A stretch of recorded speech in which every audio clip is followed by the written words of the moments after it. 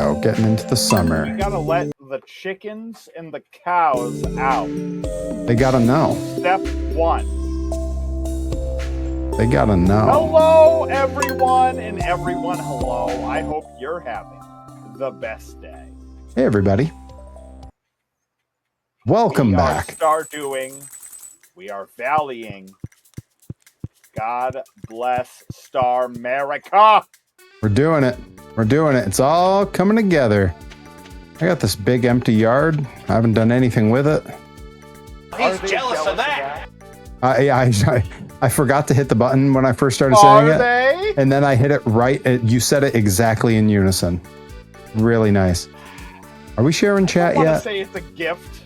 Are we sharing chat yet? Is that happening? I just looked down and wasn't getting an alert for it. I hate it. I got a folder. Hold on. My God, he does have a folder. Sharing chat. Do it.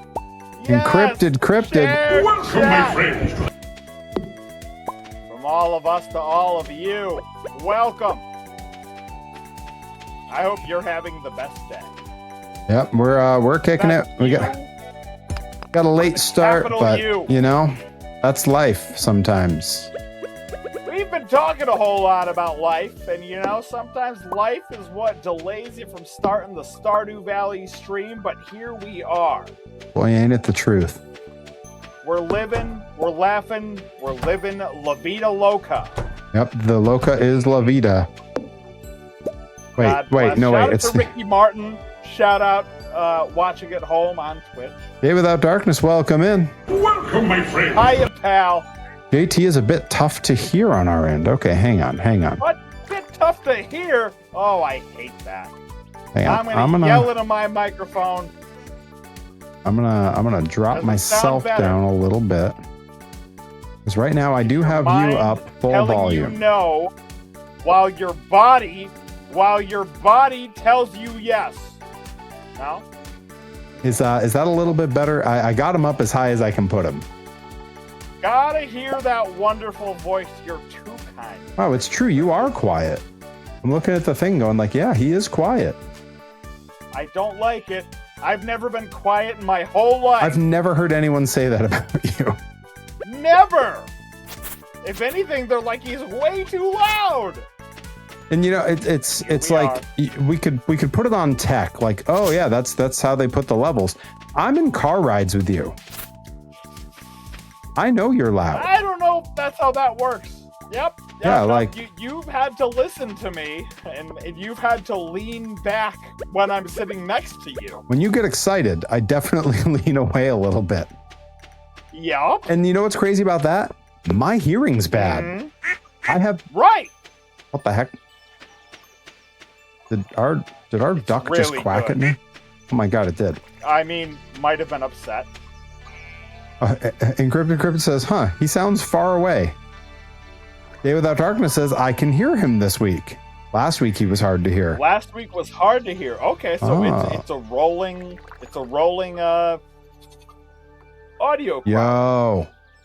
Adam NX67 living the life. Scream in the microphone just for you. Adam NX67, welcome in. Welcome, my friend. Adam NX67 living the life. You read that? Vacuumed out the pool a little bit. Now I got a plate of homemade hamburger and noodles ready to watch some Stardew Valley. Let's go. Somebody is living La Vida Loca. Living La Vida. Oh, that's a sound alert I need. Just a quick little shout out to Ricky Martin watching at home on Twitch. Yeah, we got there. As if you had any doubt, my God, you're watching the wrong stream. We got there. We got there. We made it happen. We always do. We always do. It's really true. It's true when you think about it. Live. Ole, ole, ole. Now that's not the same song. Is that his other song? It's a different song, but it's also Ricky Martin. I thought so. I'm a Ricky Martin enthusiast, Perry. Don't you worry. There's a lot to be enthusiastic about with Ricky Martin. God bless. Reed Cooper in the chat. Shout out to Reed Cooper watching at home on Twitch. Yes. Welcome. Welcome, my friend. God, I'm so happy that Reed Cooper is watching at home on Twitch. Folks, I gotta believe if Reed Cooper is watching at home on Twitch, then Homicide is watching at home on Twitch. I like it. I like it. Folks, Twitch does have the of their own accord. Not even me doing it. They did it. They have that promotion going on.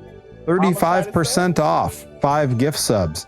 And folks, we are less than 20 gift subs, less than 20 subs from being above my sub goal. And when we hit it, I will reveal the theme and rough schedule for the upcoming all-day stream on July 11th. Come on. Wait a minute. Is that a submersible goal or a submarine goal? Well, it depends. If we don't hit it, I think it's a submersible goal. If we tank horribly. Shout out to the underwater billionaires watching at home on Twitch. Shout out to the Underwater Billionaires Club. Membership is dwindling. Swing and a mess. I don't think D knows what no. is. I like that we were going off about Ricky Martin, Adam and XX7. Shout out to Richie Valens watching at home on Twitch. Yo. I bet Richie Valens knows what Twitch is. Somewhere. I bet he's been on Twitch a time or two. Somewhere in the afterlife, he knows. You know? I applaud. I applaud and I salute. I assume he and the Big Bopper are both watching from the afterlife on Twitch. Oh God, I bet the Big Bopper has watched so many Twitch streams. We were singing, my, this here Anakin guy. I can't do the other one. I've been watching so much Office on the Superfan stuff. Yes. So yeah, I'm on it. I'm on it like a bonnet. Oh. That is a way to be on it. The Orca Liberation Front watching at home on Twitch. Yes, okay. No, I look forward to the orcas always and forever as somebody that lives close to the coast. Wait, are orcas libertarians? What's happening? Liberators, not libertarians. Maybe they are. You don't know. That sounds exhausting. Hey, have you ever talked? Might be right. You ever talked to an orca? No. They seem pretty selfish. No, I'm thinking of shellfish. Sorry. Wait a minute. God, shout out to Bar Harbor, Maine, and their supply of shellfish. I mean, I guess when you live in the ocean, you don't have to pay taxes to pave roads, so maybe they are libertarians.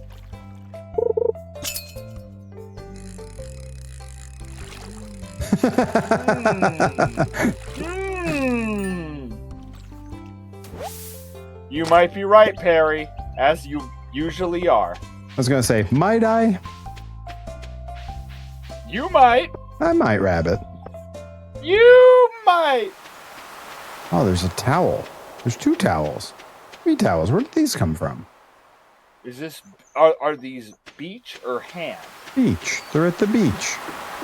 Oh, I love that. They're nothing. They're just laid out there. There's no one there. Here's a joke for everybody. I was looking for my pickaxe. I dropped it off at old the blacksmith. Mm-hmm. And I realized that after the guy closed, so I can't chop any rocks. And I have to go see him tomorrow. Tough spot. Terrible. Shout out to Randy Carver watching at home on Twitch. Almost certainly. Yeah, I mean, why wouldn't he? I think if you watched my Twitch streams, I'd be booked more. God, he'd be so much happier. Or I'd be booked way less. And he'd be so much happier. No, really, you should be around. He either needs way more of me or none of me at all. Now, I don't know. Not my place to say. God. For every person that he's booked for a battle royal, there should be twice as much you. Well, depending on what they weigh, there might be. That's right. Facts. I say, I was standing right next to Ashley Vox in that battle royal, and I definitely weigh more than twice what she weighs. Now there's somebody that, all right, redacted. I love Dr. Redacted. God, I can't wait to see him this weekend. I messaged him last night to remind him to please bring my toy monster truck that he bought me when I went out to visit him. We both forgot and left in his car. And he remembered.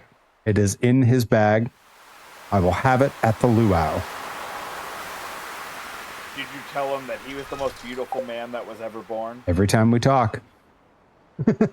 Without missing a beat. Let's see. Twice, maybe 3 times. No, the correct answer. So Reed Cooper, I weigh 245. If I was 3 times her weight, that would make her... Ashley Vox is about, what? Actually, shit, might be close. 65 pounds? I was going to say 85. She'll insist that she's more than that, but I have picked her up and she's lying. Right, like, I've picked her up too, and I was teeny tiny when I wrestled, so... I don't know. It's possible. You know, you might be right. I might be 3 times her size. It seems unrealistic to me, though. She seems about 65 pounds. That can't be right. Shout out to Dr. Redacted. Pounds. Shout out to Dr. Redacted, not watching at home on Twitch because he has already landed in New England. His flight was today. God, New England is so much better now. Reed Cooper says, how are you only 245? Yo, it's a lot of work. Let me tell you. With great difficulty. So 245 is actually a little bit heavier than I necessarily need to be at my current frame and at my height. I could not jump roping enough. I could trim down to a 235 or 240 and still look very much the part. You can jump rope more. And truth be told, I haven't been on the scale in a little bit, so I might be a little bit lighter. Because I've been jump rope. I've been jump roping plenty. I mean, I see the Instagram videos, but also I'm like, you might rabbit. Yeah, you're watching those videos and going, why are they always only 15 seconds? Right. Well, that's the length they give me in an Instagram story. I believe in you. That's the length they give me on an Instagram story. You can be Zack Sabre Jr. You can do it. No, thank you. If there's anybody that can do it, it's you. No, I could never have that kind of cocaine habit. I don't believe you. I don't really want to be Zack Sabre Jr. He's so shredded, and he jump ropes so much. Is he shredded? To me, he was just always skinny. He's shredded. That's what everybody says when they're heavy and they don't want to talk about being shredded. They'll always be like, oh, they're just skinny. Like, that's a ripper thing to say. I mean, I see that, but like, when I think of shredded, I think of someone with like striations and like, you know, it's how did our trainer Antonio Thomas used to describe it as cellophane skin stretched over cinder block muscles with steel cable veins, and I do not see that on him. I would rather be Zack Sabre Jr. than Antonio Thomas. If I had to pick in a lightning strike amount of time. I mean, certainly I know which of the two made more money. Yeah, it's not even close. Although one of them works for, Redacted Pro Wrestling. In each of theirs defense, they're both very happy. That's all we can ask for. Yeah, there are no winners and losers if they're both happy. As long as they're both shredded. Otherwise, they're just liars. Yeah. If you're not shredded, you're not happy. Exactly. I want to be happy and mundane. If you're not shredded, you're not hired. Wait, hang on. I'm on it. Yeah. Not higher. There it goes. Eye level. Sorry, I was reaching for my water because Adam and X67 redeemed a hydrate, and I almost missed the cue. Oh. Well, I can do that too. Hydrate, will you? Jeez Louise. Too. I like Tomaselli. Shout out to Christian Shaw watching at home on Twitch. She's a horse. God, is she? I like Reed Cooper writing Tomaselli as one word. I like that a lot. Vito Tomaselli? No, like Brandon Tomaselli? Like Thomas. Like the Iron Saints. Like our trainer, whatever his gimmick now is. I like that you combine them into one word, Tomaselli. I like that. I thought he was talking about Vito Tomaselli of the Iron Saints. Is he over at the But school I'll that's take it. actually making some pretty good talents?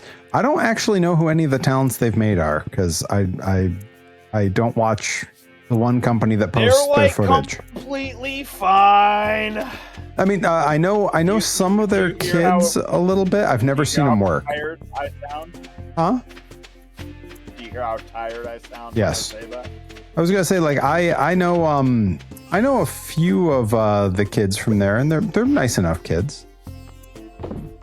That's the perfect answer. What do you Yeah. think of them as wrestlers? They're nice guys. Genuinely, my answer is I've never seen them work. Like I know that that sounds like a very diplomatic Livia's answer. very nice. I will put my stamp on. Now is that Livia's school? Because I know that Chaotic claims her as well. Everybody tries to claim her, and she doesn't claim anybody. I was gonna Which say, to me is like as far as I know, tip of the cap to Livia. yeah, like as far as I knew, she started training with Ryan Waters initially. Right, and like who would? Never mind. Well, and then you This know, might get shared to him. well, like this is Anyway. this is the thing. If you actually like wrestling and you actually give a shit, you don't stay with one place to train you. You go everywhere where there is talent and everywhere where there is something to learn. So if there's something for her to learn from Antonio, she'll go there. If there's something to learn at Chaotic, she'll go there. Like, right? Like that's like Seabass, I give credit to the New Japan dojo. yeah. But also I know that he comes from elsewhere. I was gonna say, like, you could easily credit Chaotic with him because they gave him his baseline training, but like the fine polish is just as important. Yeah, like that's If I had to pick one, something that I wasn't really cognitive of in my own training, but wound up doing anyway, and that was how I learned it was the right thing to do, was going everywhere I could.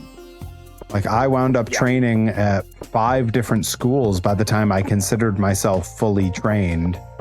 And then I still went off and did like some seminars with folks. I would sit in and run seminars places. I would sit in on classes and, you know, went off and trained with Tajiri and Mentai Kid and all them for 3 months. Like, you know, if that was what, like, my hookup with Beyond when I started getting Beyond wrestling matches was because I went and trained with Pinky Sanchez in Southern Jersey. And he called Drew after seeing me train once. And Drew was like, bring him around. That's a good, We'll have him really try good, out.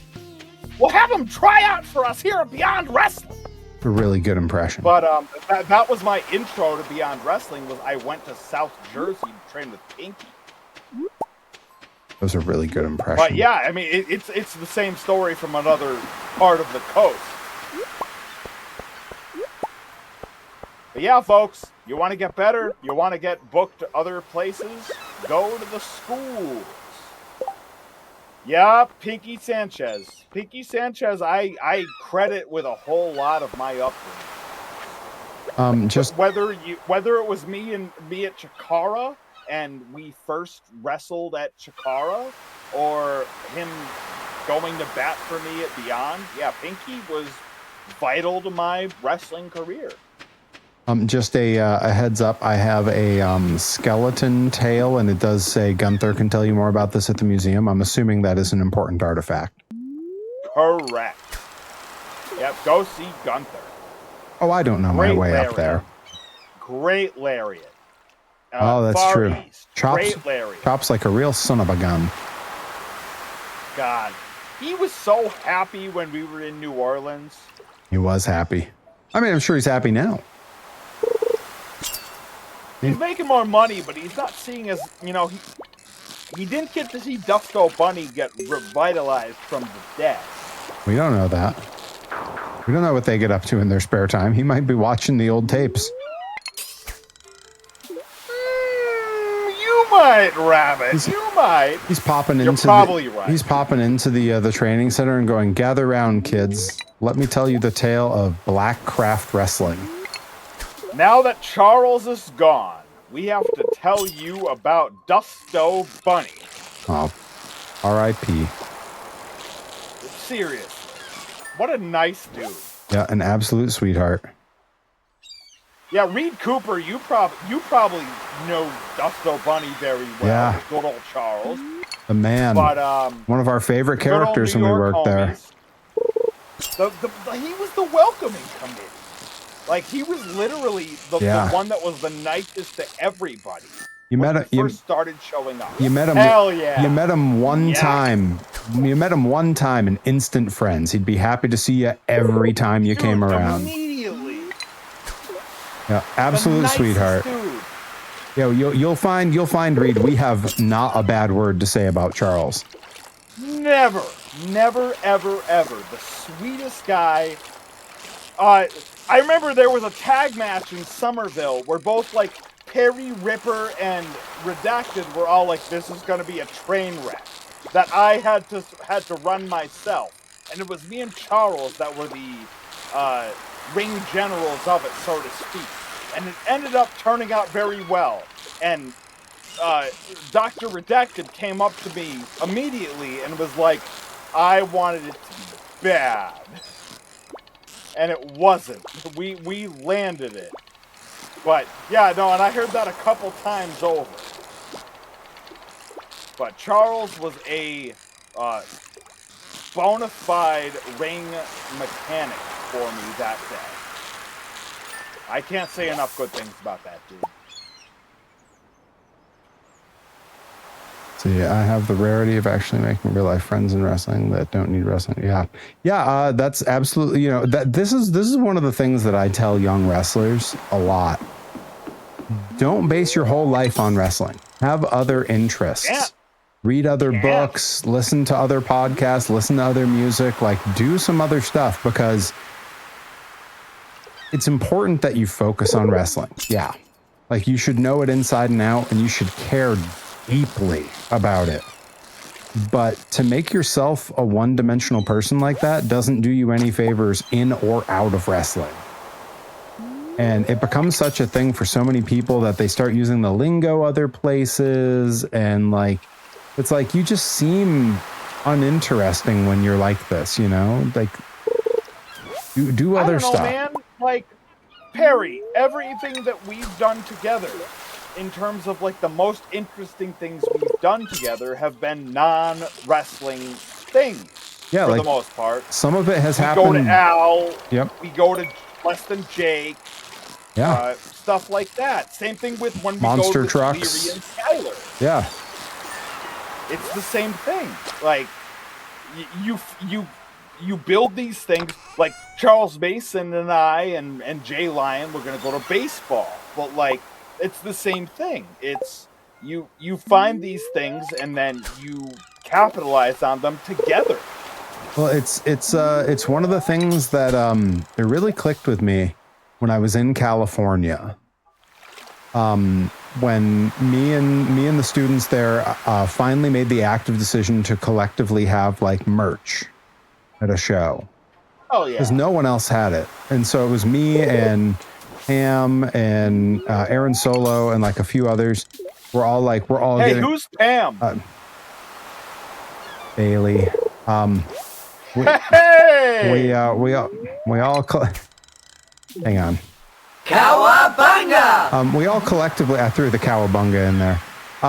Of course you did. We all collectively decided, like, let's have merch. Like, let's make merch, even if it doesn't sell. Like, it's fun, and maybe it will. It wasn't a money thing. It was like, this feels like part of being in the business, and so we did. And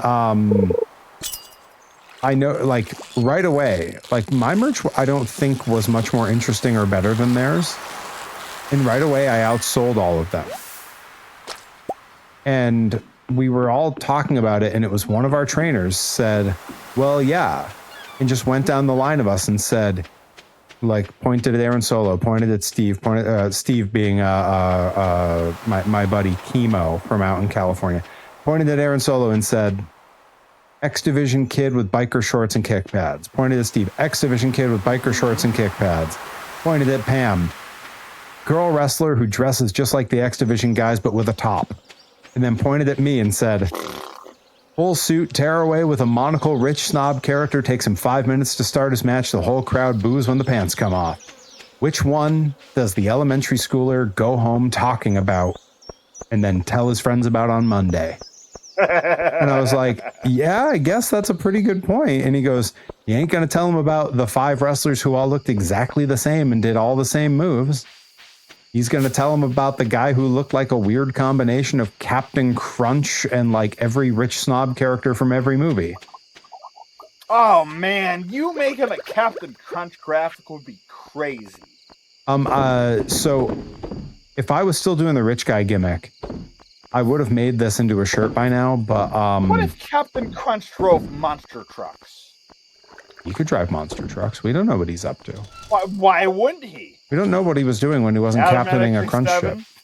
I think that's what drew me to Perry, his love of monster trucks, fun music, and other things. Johnny, it was our shared appreciation of the mighty Gordon Lightfoot. Bless. Sundown, you better take care. Yeah, well, and that's so that's something that I've talked with some other wrestlers about now. Shout where out to Gordon Lightfoot watching at home on Twitch. Like, Johnny, when's the last show that you and I were both at together where you didn't see a fan come up to me with gifts? It happens every show. I'm gifted something. It might have been a main show, but I can't reliably. And it would have been some time ago. Like every other main show. And like it's gifts and it's better merch sales, and it's because I talk about more than wrestling. Right. I get on my socials and I talk about toys I collect, or I talk about toys I'm making, or I talk about like, my love of old school Roger monster trucks. Less Than Jake. Yeah, I talk about Roger from Less Than Jake being my first male crush. You got to talk about. I don't know why I had a thing for bassists. When Roger was like Perry Von Vicious is my first male crush. I mean, you guys what a time to be alive. Have to deal with that. I don't know why I have a thing for bassists, but it was Roger from Less Than Jake and Mark Hoppus. I mean, what's not to like? Mark Hoppus is a handsome man. Shout out to Mark Hoppus watching at home on Twitch. Where are you? I sure hope so. Watching at home on Twitch. Sorry. God, I cannot sleep. I cannot dream tonight. Apropos of baselines are so fun to learn. Apropos of absolutely nothing, I found myself on a car ride with someone the other day. I'm keeping this very vague. Those in the know will know exactly what I'm talking about. But I know they love Blink-182. Well, apropos of absolutely nothing, I was on a car ride with someone not long ago, very recently, and found myself as fast as I could trying to skip the track because the song Stay Together for the Kids came on. Yeah. That was one where I was like, good, though. I was literally like, yeah, maybe we don't need that jam right now. Dude, what a jam.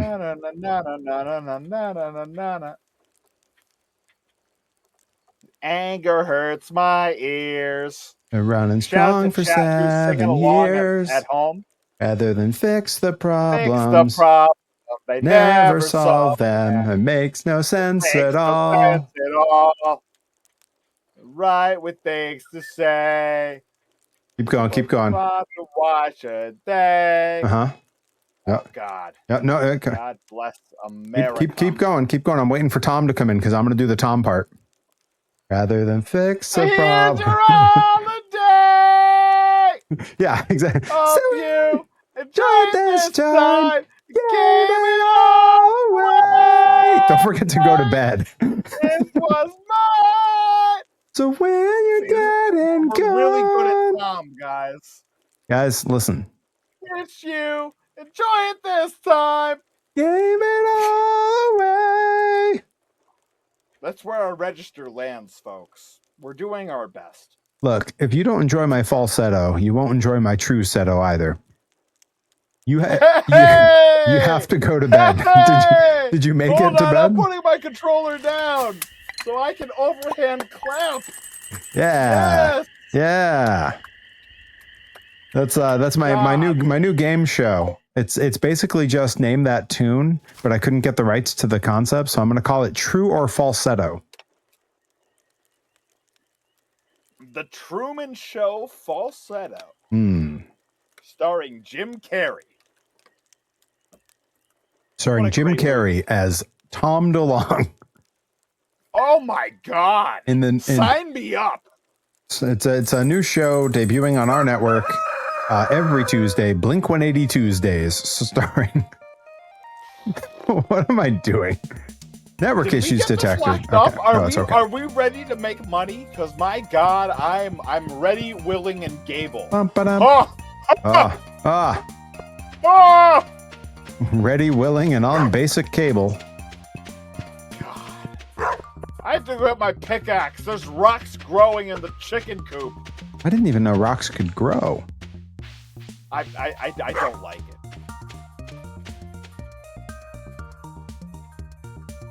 They announced someone earning a spot in the scramble. Like for breakfast? Who is this? Let me look them up. Oh, it's that I can never get the name. J Karma. It's Tanjay Karma? Tanya Karma? I don't know how to pronounce this, and it's all one screen name. Wait, did CPA not get a spot and Homie did? Thus far, that seems to be the case. But I don't believe all the spots have been filled. I believe that there's still spots. Did CPA post a promo? That's what they asked everyone to do.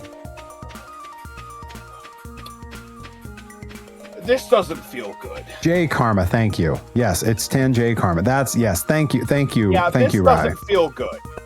The last time we saw him around, it was him, CPA, and Sammy Diaz in a three-way.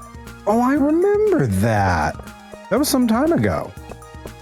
A long time ago. Longer now, still. Yeah, not. If he's in it and CPA isn't, maybe just light the ring on fire. Hey, you know, that match is longer and longer every year. We got to wait and see what plays out. You'll be on commentary. You'll have a front row seat. You'll see exactly what friggin' happens. I can't wait for all of you to hear me be exhausted on commentary over all of this. I mean, it's going to be a long show. You're exhausted no matter what. Facts! There's a reason why I don't work for a whole bunch of promotions moving forward. Got to save it up. Got to save it up for the places that count. Quite literally. If you like post-produced commentary, you better check out Pro Wrestling Grind. And I got my pickaxe back, and it's upgraded. He's got a pickaxe back, and he needs to grind it. They're jealous of that. He's got a pickaxe to grind. He's jealous of that. I got it. I got the sound in there. I was gonna say I don't even need that. I'm golden. Yeah. I'm gonna go chop some rocks. Look, I'm just saying, pickaxe to grind was pretty good. Like that was pretty good. We're doing our best. Doing our best. Listen, everybody, I haven't had dinner. They can't afford me. And they can't afford. He's jealous of that. Dinner.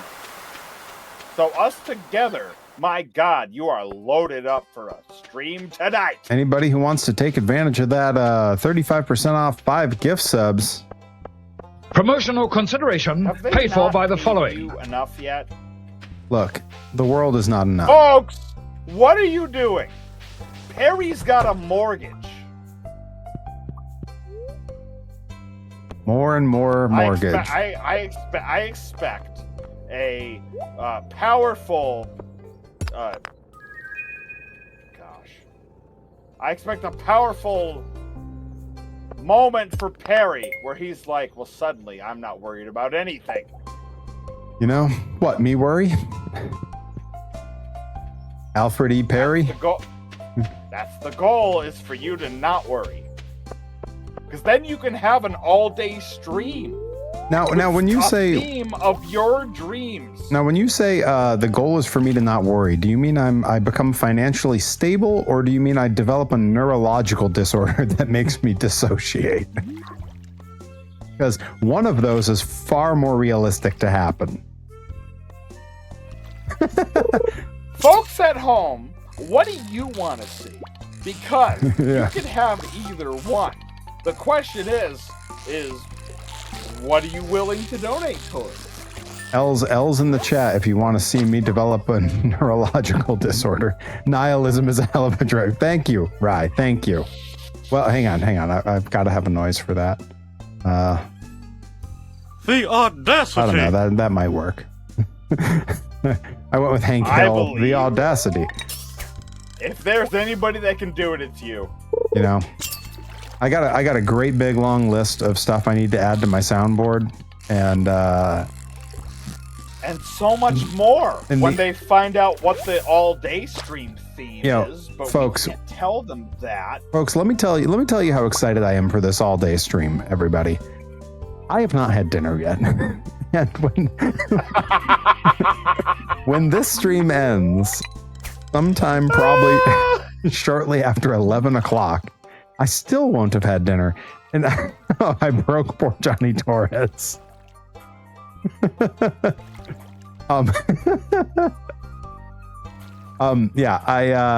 When this stream ends a little after 11, I'm not getting off the computer. I'm staying on with Johnny Torres so we can work out some of the tech bugs for this all-day stream. That's how excited I am for this. My dinner's gonna come at like 1 in the morning, if that. I may just go to bed without, so I learn a lesson.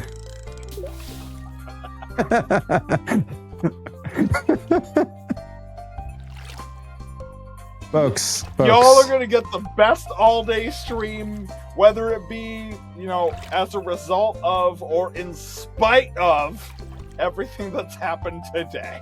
Yeah, look, Johnny Torres has been clued into a couple little things about this stream. He knows, frankly, he knows the biggest thing, which is the theme and the whole concept. That'll show me. That'll show me. I'll go to bed without dinner. Johnny Torres knows the theme of the stream and the basic concept for how it's going to work. It's going to be really fun. But he also knows who the mystery guest is and what they'll be doing on the stream. And that's going to be huge. I think people are going to love that. And folks, we're less than 20 subs away, 19 to be precise, from breaking that sub goal. And those are what's it? It's they're not submersibles, right? That's correct. What's the they are subscriptions. No, not submissions. Subscriptions. That's right. It. From now not on, submersibles. I'm gonna put all my new gear is gonna have a QR code to my Twitch channel on my ass, just giant. And I'm going to have every match is going to be a subscriptions only match, like instead of a submissions only match. Oh my God, these. The man is gonna make money. Sometimes you gotta send for the man. I saw. Apparently on a segment on AEW last night, Will Ospreay absolutely broke backstage when he was supposed to be being bullied by Moxley and that crew, and he absolutely broke and couldn't get it back together, just laughing, and like walked off screen. Someone shared it today and he retweeted it and just wrote "send for the man," and I was like, yeah, internet jokes that I get. Yeah, that's right, only parries. I can't wait for him to come to Blitzkrieg Pro one day. Now, who on the roster would you put him with? Who would you have him work with? What would the dream match Alexander. be? Yo, that's a good pick. That's a really good pick. Joseph Alexander is my first. Charles Mason is my second. Oh, they were doing a spinning huddle, and he fell into a number of trash cans. That's right. That's what it was. He was huddling up with his teammates, and he fell into some trash cans because he wasn't looking where he was going. And then Moxley's crew walked through menacing him, and he couldn't get it back together to look concerned. That's what it was. Reed Cooper says, best part was Daniel Garcia laughing. Part of Mox's crew laughing at it. Daniel Garcia. That's a good egg right there. Yeah, one of the real sweethearts of pro wrestling. Don't tell him I said that. I mean, he's watching at home on Twitch. Yeah, shout out. He's watching at home. Shout out to Daniel Garcia and Lee Moriarty watching at home. Oh, both good eggs. They're both so good. I love that what they did to find their way in wrestling was to go against what everyone would have told them. and just embrace what they liked best, which was the technical side of Joshi wrestling. I'm just gonna beat up JD Drake's knee a whole bunch. I mean, whatever gets you That's exactly over. what Daniel Garcia did. It worked. It sure did. I'm saying. Mm-hmm. See. Daniel Garcia, I don't know what they're paying him, but Wait. it should be more. Hang on. Does Claudio wear a lucha mask now? Claudio can do anything he wants. Sure. Huh. I don't know. I'd prefer him be back in the bar with old Sheamus. They were a good pairing. Dude, what an unreal team. What was great Like, was frankly, that should have been a whole lot more money. they were just similar enough and just different enough in their styles to make for some really interesting stuff. I liked it when they worked against each other. They had great matches. Yeah, you could go back and forth on it. I'm not mad at either. Yeah, genuinely. Like, I agree But completely. I was so happy when they were the bar. Like, I loved that team. And then they did the dance video. God. It was so good. I wish there was more praise heaped upon Sheamus. Same here. That dude did a butt workout with Liv Morgan. I can't do that. Can you? Oh. Hang on. Give me the first half of that. Just up to the word Liv Morgan. Don't worry, Perry. You'll get him. You did a butt workout with Liv Morgan. He's jealous of that. He's jealous of that. I can't do that. God. Salute to everybody involved. Yes, the Bar was an underrated, great tag team. I like, speaking of They them, danced really well in that video. I like this. Speaking of them, did you see Dutch Mantel blaming himself for Trump? That is Dutch Mantel giving himself far too much credit. There's a funny conversation to be had about it, because he's also like, maybe I did something wrong, and I'm like, maybe you did, but also, he definitely did. It could have been way worse. Yeah, like he definitely did something wrong. But for him to be like, oh, I blame myself for Trump, it's like, I don't think you're actually that important, Dutch Mantel. If it turned him into a progressive Democrat, then I'm not mad about it at all. I mean, at that point, he's just Jim Cornette. Right. He's just an angry, out of touch wrestling guy. Nickabeans, welcome. Welcome, my friends. Hope you're doing well. Hope you're doing way better than Dutch Mantel is tonight. You know, there's few people that I wouldn't wish that for. Mostly because it just pushes Dutch Mantel further down. And fuck that guy. Can you imagine that? Who are we going to put on TV? Oh, this friggin' guy. That's right, this friggin' guy. Oh God, I thought I still had coffee. Tackle, drop down, hip toss, with throw the up. business. I'll take with the business. Throw up is a good alternative. So glad I had a coffee sitting there. That means I can run way faster back to the house. Oh, what a relief. I have so many Dunkin' Donuts nearby, but I didn't get a coffee. In the game? I'm mad about it. No, I meant the coffee I had in the game. Well, bless, because I don't have that. Yeah, there's no Dunkins near our house. Can we build a Dunkins in this game? I'm jealous of that. Oh. I will say I do have. Hang on. He's jealous of that. There it is. I will say I do have. This was full at the start of our conversation earlier. Oh shit. I am zipping my way through an iced coffee. Oh god, yeah, like Perry was full of coffee. Okay, like he needs to refill his coffee. Oh no, Perry has to go upstairs and make the most delicious bottle of coffee. Not even up. People. I was gonna say not even upstairs. I'm not in the basement yet. I don't have a studio down there. It's like 15 feet from me. Don't. Yeah, soon enough. We're working on it, guys. If you donate, speaking of, 35% off gift subs is flying on Twitch right now. And we are only 19 under the sub goal. We hit that sub goal.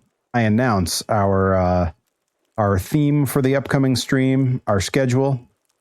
I passed out in the farm. I won't announce the mystery guest yet because that is going to be a surprise the day of. That will be a surprise the day of. I'm going to make a graphic with like when they had the mystery opponents. Vacant will be on the graphic. It's God.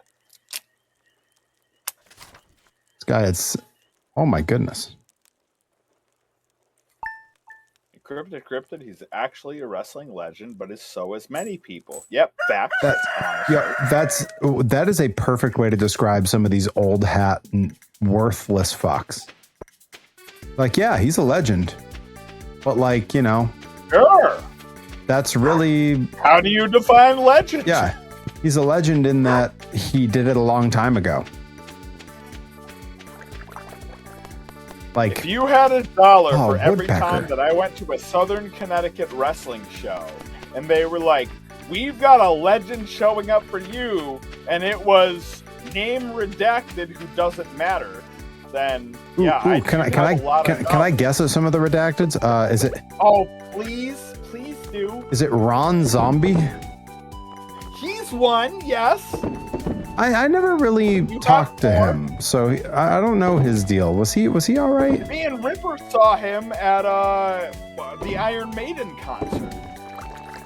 That tracks. He was there. I have 2 emeralds. Do we need those, or should I put those in the thing to sell? Did Gunther say that he wants them? Not that I'm aware of. It doesn't say anything in the description. You can go ahead and sell them. All right. I also have a Nicoite, delicate pink sharps from a tiny pink meadow. Nicolage. No, it's Nicolage.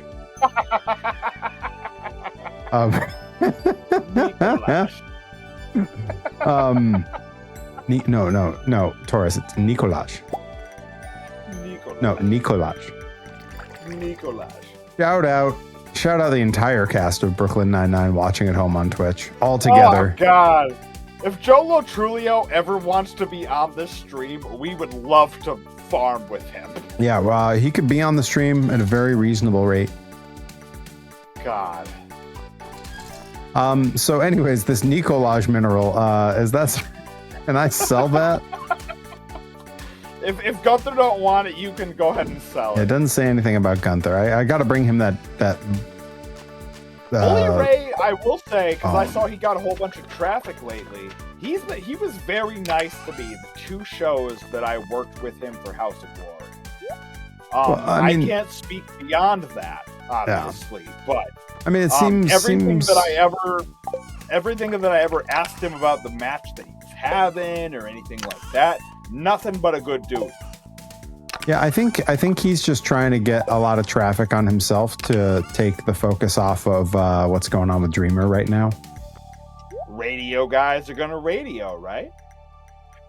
That's everything Mark Maron has said about all the podcast guys. Is that Mark Marrow? No, not Mark Marrow. I mean, close. In that they're both humans. KO, right? Yeah, I know who you're talking about. Yeah, he's a starter husband for Brock's wife. God bless Sable America. Sable America. I'll stand for that pledge. Anyway, ready, willing, and Sable. Ready, willing, and Sable. Come on, we got there. Make that a t-shirt. I'm on it. T-shirt. Yep.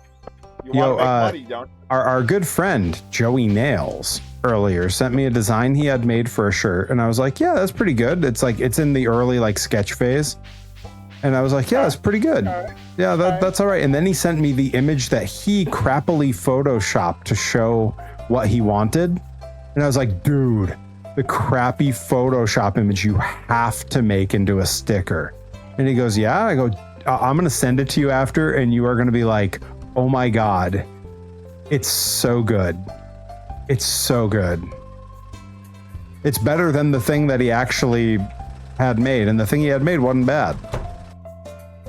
Okay. All right. I'm not sold, but I'm happily rifling off okays. I noticed. Ooh, what'd I get? Malachite. It's some kind of rock that looks like it's it's green, and they named it something that is very similar to like what's that latte that tastes like grass clippings? Folks, if you're wondering why the folks of Matcha. California are so well cultured, it's because Perry Von Vicious for a while was teaching their children. He was the guy that taught them all of the various beverages that they could take in around the West Coast. They love a matcha latte. Yep.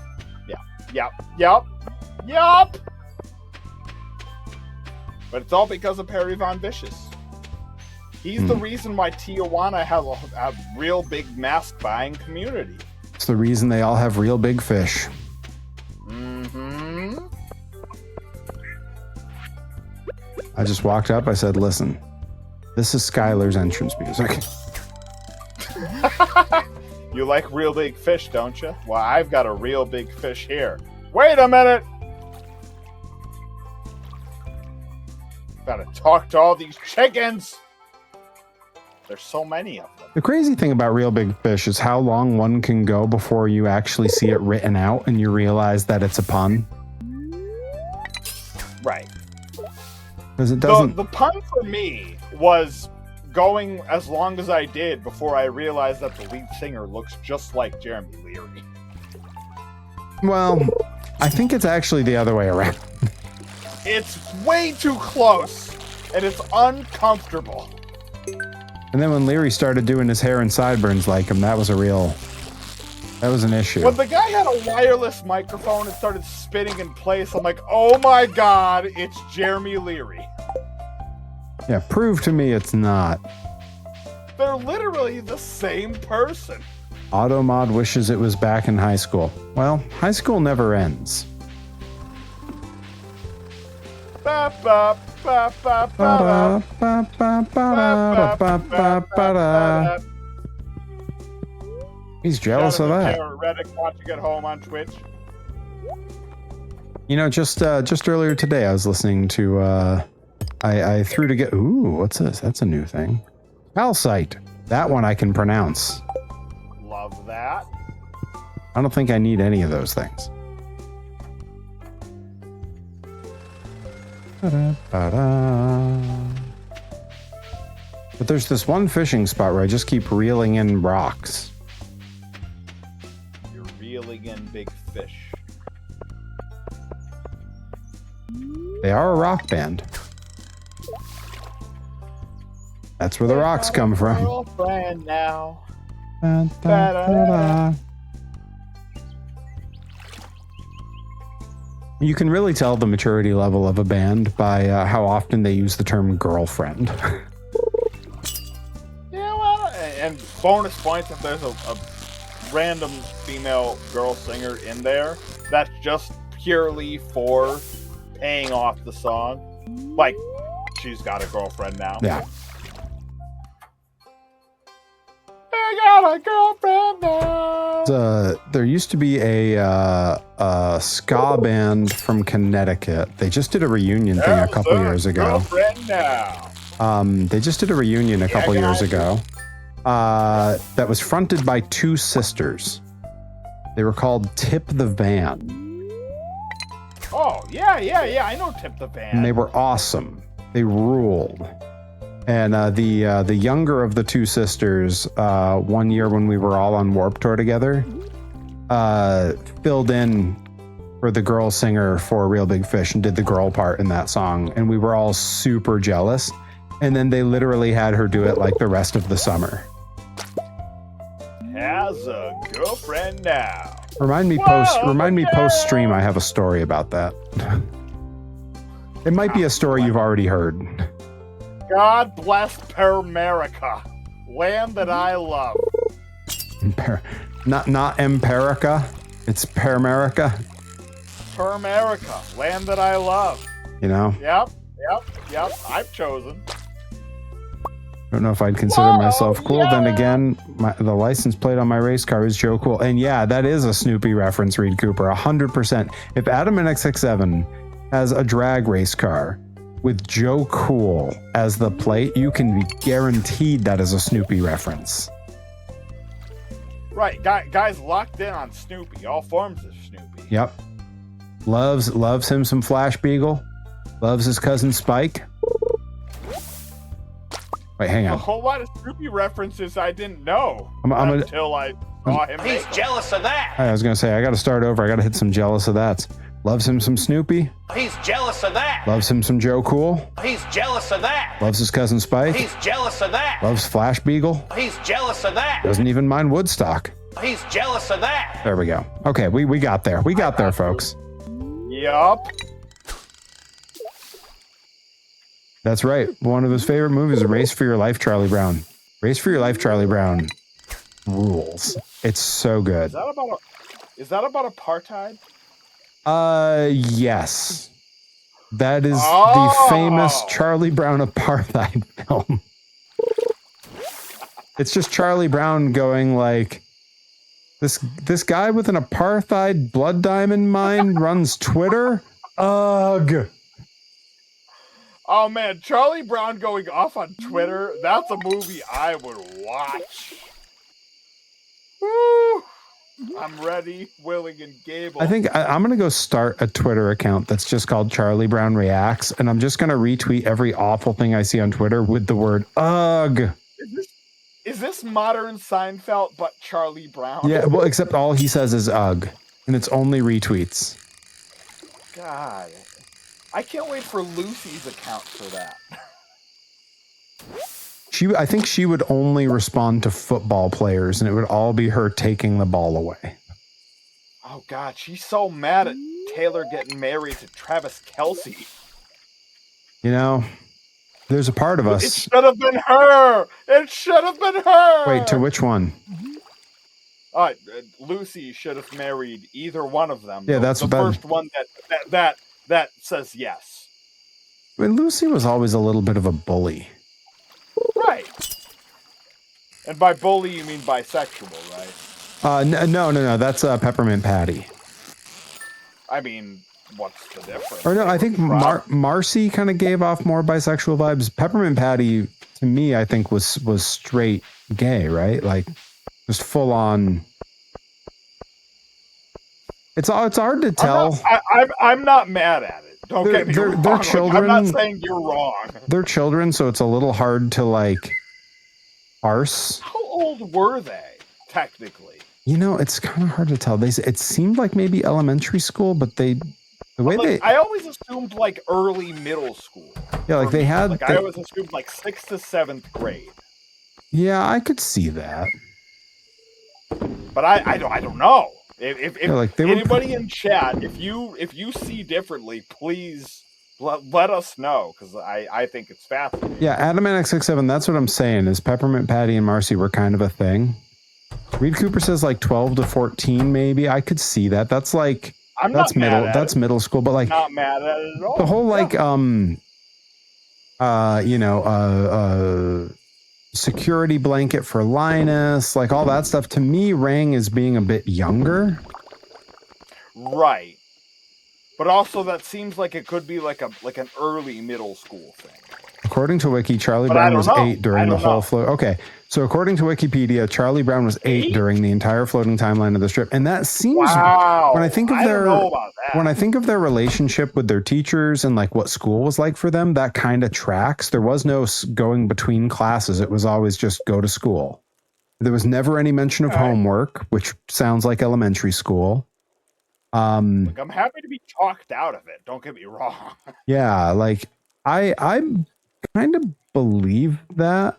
I know, like, Adam X67 says, yeah, I always thought they were about 3rd grade. I could see that. I mean, it depends on which character, though, right? Like, Charlie Brown. Did they have split grades? So Charlie Brown had a younger sister who would have been in a different grade. Right. Right. But Lucy. was Lucy older than Charlie? I think Charlie and Linus were the same age, but Lucy is Linus's older sister, if I recall correctly. Is that right? Okay. Or did Lucy did Lucy have a crush on Linus? I don't remember what the dynamic there was. I feel like they were siblings. Oh man, I wasn't entirely sure. This whole stream just took a huge turn because now I need answers. I'm really glad we're having this proper conversation. Well, and it's possible that this information is lost. The Schultz Museum was lost in one of the California wildfires a few years ago. So there were tons of original drawings and stuff. The Patty and Marcy were just friends. I don't remember 8-year-olds being so sexual. They weren't sexual, but there was an energy there. Also, there was something about Marcy always calling Peppermint Patty Sir. Yes. Like there was definitely there. It felt like there was top and bottom energy there. Linus was Lucy's younger brother. Okay, so Linus was Lucy's younger brother, but I feel like Linus and Charlie Brown were in the same grade. So maybe Lucy was older than Charlie Brown. I agree with that. That's right. They were the Van Pelt siblings. Thank you. Linus and Charlie Day Without Brown Darkness. You're robotic. Welcome. Welcome, my friends. Hiya, pal. We're deep in discussion about the various family trees and social dynamics of the Peanuts gang. I hope you've had the best time at Mina the Follower. And Perry, we got to get him on that real soon. Yeah, I believe I was going to talk to you about this off stream, but I'll just say it here. I think because I'm rounding the back end of Psychonauts. I think when I finish Psychonauts, Mina the Hollower may fill in that slot. I haven't made up my mind yet, but that is something I'm really thinking about. Rotor did love Beethoven. It a lot. Now you're gonna have a time with it, but oh yeah, I mean I welcome it. It's gonna be hard, but like I'm thinking about it, and I'm like, you would enjoy watching that. I know Hero Robotic would enjoy watching that. I know Day Without Darkness will watch me play anything because we're family and she loves me. The homies. Yeah. I feel like Adamatic67 and Reed Cooper both have an appreciation for like retro vibe games, so I feel like they would have fun with that. Yep. And Ryan Nickabeens, I know would love that. That seems way up their alley.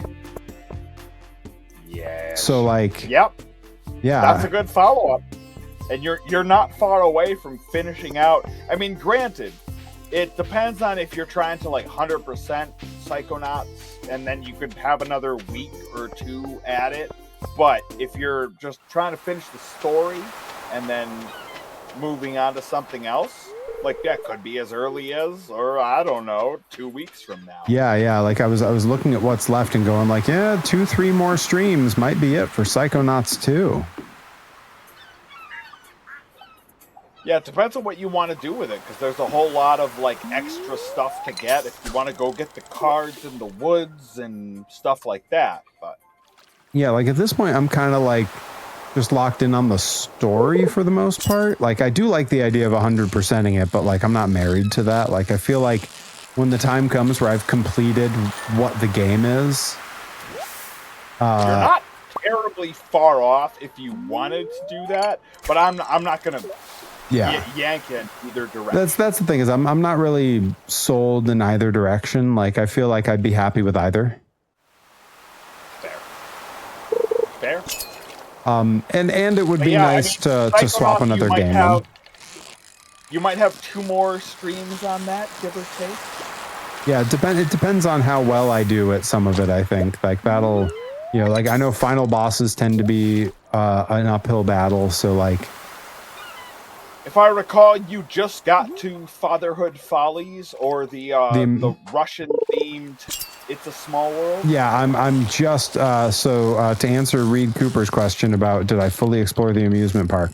I've just entered that, so I'm like inside the dark ride now. Just got there. If I recall, it just crashed, and then now you can freely move around. Yeah, I'm out of the boat and exploring. Okay, Adamatic67. You've got a whole lot to go. Okay, so Adam and X67 of the Snoopy siblings, I do recall Spike, I do recall Olaf and Marbles. The others, I think I recall Rover. The others would be new to me, but like, you know, there's deep lore in the Peanuts gang. I mean, the Peanuts gang is about the same age as my parents, maybe older. So like that's saw just like Advance Wars characters. it's been around. There's another amusement park behind the school, you say? I don't think I've... Oh, no, I did see that a bit. That was the outdoor one, right? With the carousel? I do believe I did see that, yeah. TV special, Snoopy's reunion. Yeah, that's... I think that's something that probably I missed on my radar. I haven't been that locked in on Snoopy in general. Yeah, I feel like I'm missing out on a lot of lore here. But we're getting there. We're getting to the bottom of it. By the end of the stream... figuring it out. Yeah, by the end of the stream, we'll have sorted all of this. Will I have actually watched it by next week's stream? I don't know. But I'm glad I know about it. That's what matters. That's the greatest gift of all. Besides figuring out that Adam and X67 and I both enjoy Gordon Light. That was important. Sundown, you better take care. Anyways, that's enough of that. Our pig's name is Porky. Yes, it is. I might be able to finish off one of our community center goals. Ah. How much more do I need? I gotta get up to that museum and get that bone piece to that guy. Hell yes! I'm gonna figure out where that museum is. I'm on it. I'm gonna drink some All coffee so the I can way. run fast. If anybody can do it, Hop, Perry. hop, hop, hop, hop, hop, hop, hop. If anybody can do it, it's you. You know? You're right. If literally anybody can do it, then so can I. I put you at the top of the list. Yep. I mean, the list only has my name, but hard to be at the bottom. And actually, it's easy to be at the bottom if I'm the only name. Shit. Well, I mean, CPA's on the list, but he can't even get booked for the luau. Well, he's on the list. Well, he's not on the luau. Well, it's on the list. Low blow, low blow. I'm sorry, CPA. It's a low blow, I blah, blah. love you. Blah, blah, blah, blah, You're blah. a wonderful person. We watched Motion City soundtrack together Oh, yeah. I knew that. in Chicago. Greatest city in the world. Yep. Well, Held in my red cabbage. it's crazy that it only took us 2 cities to find the best one. This is the second city. You already know. What was the Don't even first need a city? car to get around there.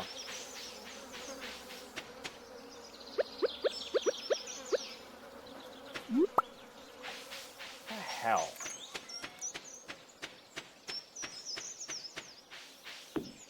Darn. Oh, there's like a bathhouse? Oh yeah, yeah. There's a full sauna slash. Old West spa train station? Yeah, yeah. I'm just trying to find the museum. It'll refill your stamina if you're ever feeling, down and bad. See, and we thought that that there wouldn't be a hot tub stream. Maybe I'll go into the bathhouse, have a hot tub stream. He's jealous of that. He's jealous of that. If we ever have to make that happen, I have like a bunch of neighbors that all have hot tubs, and we can make that work. Hell yeah. Adam X67. Perry, you gotta rob that train. Sold. I remember the last time Perry robbed a train. They're running up that hill, robbing up that train.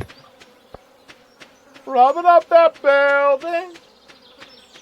Well, Shout out to Kate Bush watching at home on Twitch. My favorite Bob's Burgers joke. Do you know the one?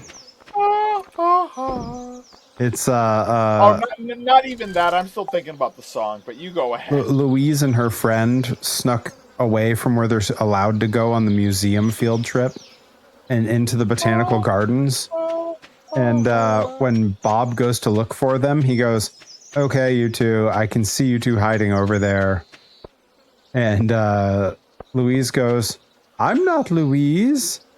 I'm," and it was like some like rhododendron or something like that. And then her friend, regular size Rudy, just goes, "And I'm Kate Bush." So good. Only could make a deal with God. Get him to swap our places. What a jam. God.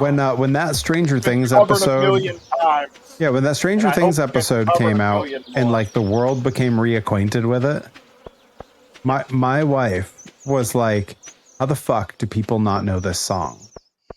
Like, Yep. This is one of the great songs, and it's absurd that there's a whole generation learning about this now." Was that your moment? You were like, okay, yes. I mean, I know why I married you, but here's one more reason. Honestly, like at this point, I just always assumed that I lucked out, and I should really just count my lucky stars. Robotic. I had previously been unaware of that song, but it's a damn banger. Wow. What? God. Change your handle to Kate Bush Botic. Does your son know the song?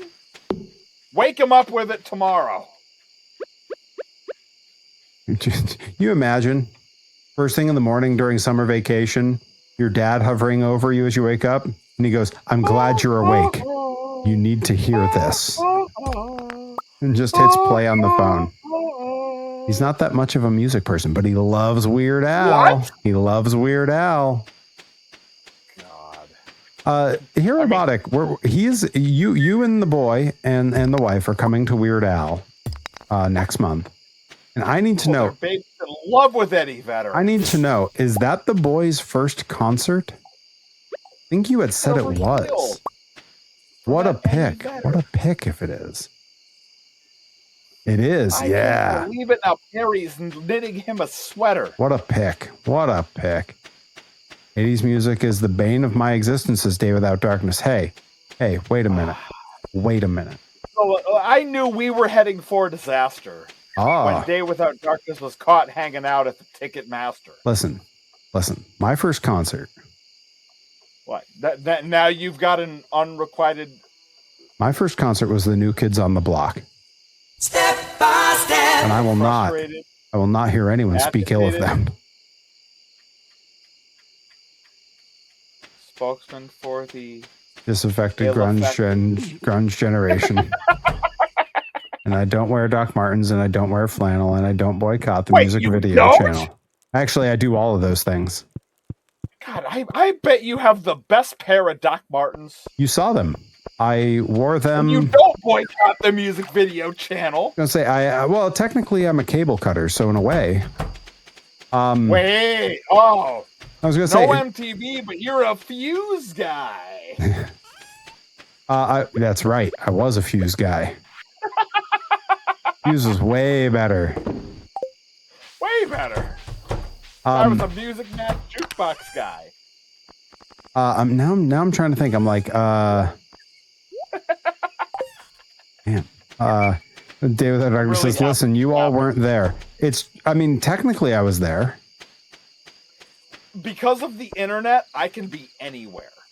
I grew up on hair metal and MTV entirely. Right. You do know that I own Doc Martens. You saw me wear them at an event that I'm probably not going to mention on stream for reasons that aren't totally public yet. But it was an event where it was an event where you had to change outfits, and it was in one of my favorite weird Johnny Torres moments. There's only one. Well, one of.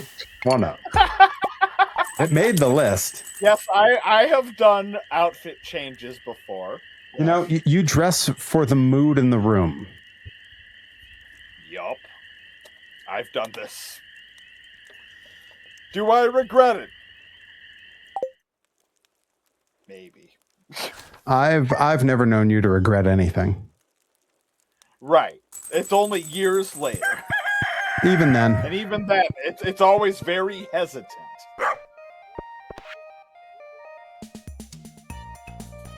God, the song so good in summer. Oh, Demetrius offering a big reward for a pufferfish. I guess I better go back to the ocean. Pufferfish! Pufferfish? I barely know her fish. Hey, hey! Yeah, Day Without Darkness. Circling back, when you say, listen, you weren't there. Technically, I was there. We could be anywhere. Could even be a boat. Technically, I was there in the 80s. I was just very, very little. I was present for 5.5 years of the 80s. That's why they call it a gift. Listen, if I learned anything from Reliant K's In Love with the 80s. God, shout out to Reliant K watching at home on Twitch. Day Without Darkness, semantics. Yeah, I got up to semantics, yeah. I'm not arguing sublantics. I got up to all kinds of antics.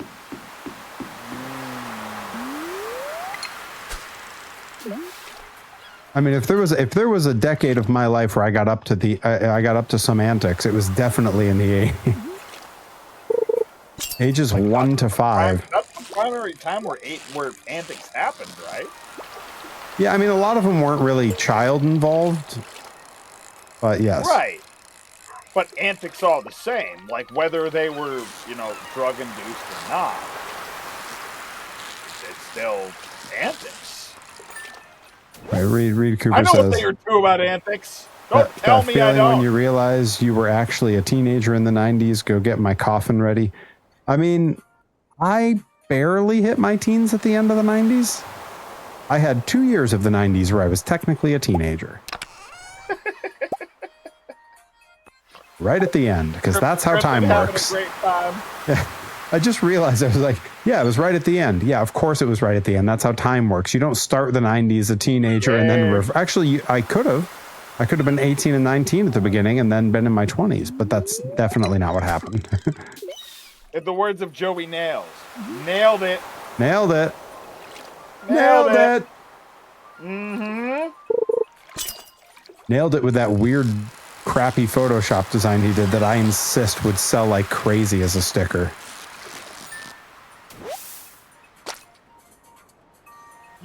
You insisted on that? I insist on. Hang on, I'm going to send it to you now. I realized, I was like, why am I waiting? Okay. 5 years is nothing. Yes, you are correct, Reed Cooper, because quite literally, you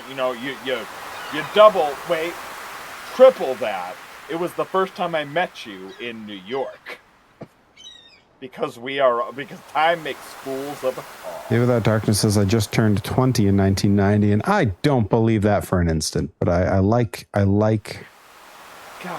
hustle. Being around for Third Eye Blind at that age, God bless you.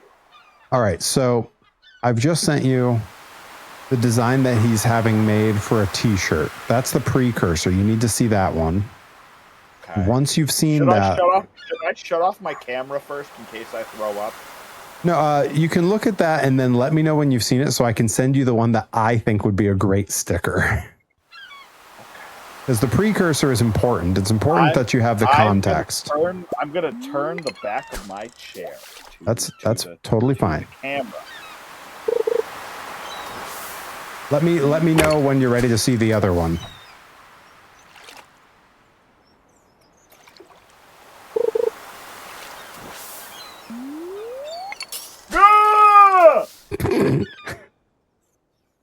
Subtle.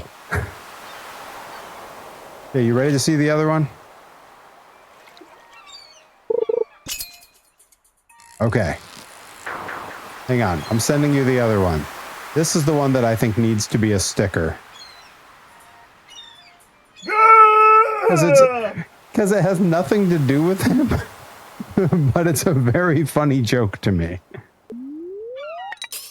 Who are these people? Is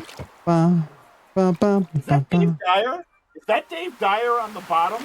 Is Dave Dyer the bottom? Well, I mean, that's his preference. I don't know. You'd have to ask him. Seems a little personal. Tell me that isn't Dave Dyer. In the first graphic? The second one. The bottom one. The stunner. The one that is very clearly Stone Cold and Shane McMahon? You tell me there's one way that Dave Dyer and Steve Austin are different in that. Hey, I'll tell you how they're exactly the same. I think they should be booked on every. I think they should be booked on every show I'm on. I don't believe that's Steve Austin. I believe that's Dave Dyer. I'd like to believe that that's Dave Dyer. Dave Dyer rules. Why isn't he singing the national anthem every show? We don't know what he's doing. He might be. He's just not on the mic. I don't believe that's Steve Austin. Oh, that's Steve Austin. I think that's Dave Dyer. And I think that might be Shane McMahon, but I think it might be... Yeah, who else might it be? Tell me who you think these people look like. That's somebody that works for Johnny Prime. Terry Von Bishop is a former champion for Johnny Prime with Pro Wrestling. That's true. That belt was way too big. And it turned out, like, I didn't realize at the time because I hadn't seen that belt before. That was a new design by a company that makes very I like that it's not showing it. Yeah, it's not. My camera is already like too well tuned to actually be dialed into my shenanigans. The camera's kayfabing for Joey Nails. It's like, no, don't show my design. It's Dave Dyer. What? Dave Dyer. What? Woof. Because he's the bulldog. What? Woof. Oh. I thought he was the bullfrog. Don't listen to the maiden nerds. Is that what they say? I thought that they called it. They always chanted Shih Tzu at him. Jealous. They're all jealous. Hang on, I got you. He's jealous of that. There it is. No, I'm pretty sure they never said bullfrog. That's always been my thing. They always said Shih Tzu at him. Right, which is also awful. But no, bullfrog is better than Shih Tzu. I wholeheartedly. Yeah, the bullfrog joke came from when I was little and I first started watching wrestling, and my brother really couldn't have been bothered with it, and happened by the screen one night when I was watching, and he was like, it was Shawn Michaels on screen. He goes, "That guy's still fighting the British bullfrog?" I was like, "That's not what he's called." And he goes, "I don't know. I haven't really been watching." Reed Cooper already landed the joke that I was thinking of. Oh, Jeremiah was a bullfrog? Was a good friend of mine. Ba-da-ba. What a jam. Yeah. What's that, 3 Dog Night? At least. Could have been 4 or 5. Yes. All right. How many, if you start at 1, how many bands can you go where the number is part of the name before you can't do it anymore? Oh, I can't imagine. It's like, I got One Direction. Right. I'm kind of frozen on 2.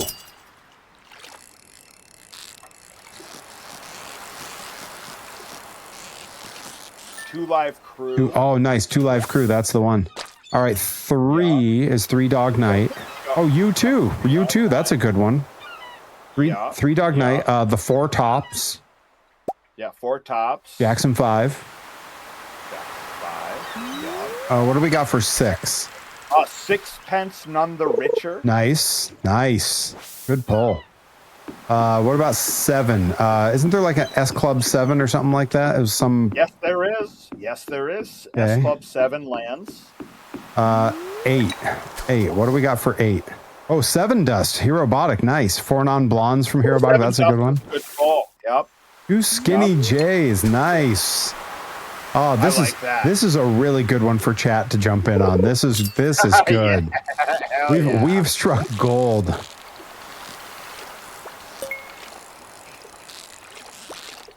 What are we on? We're on 8. We're on 8. All right, chat, do your thing. Dazzle me. Yeah. Because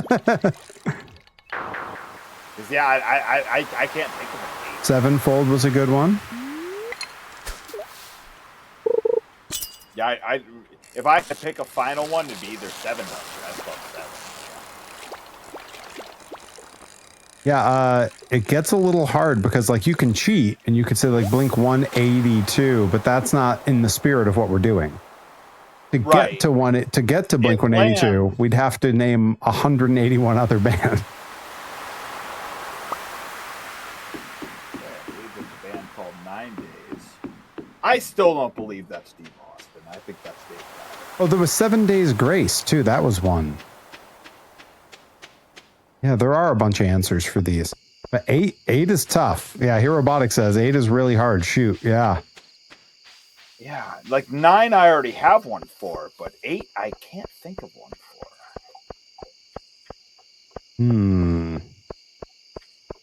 Like it's easy enough if we expanded it to be like song titles also, because then you got 8 days a week and boom, it's right there. Yeah, that's too much. Yeah, that I think is too much. Yeah, I think that's too wide a parameter. That makes it too easy. £5 for every year of my life. Too much.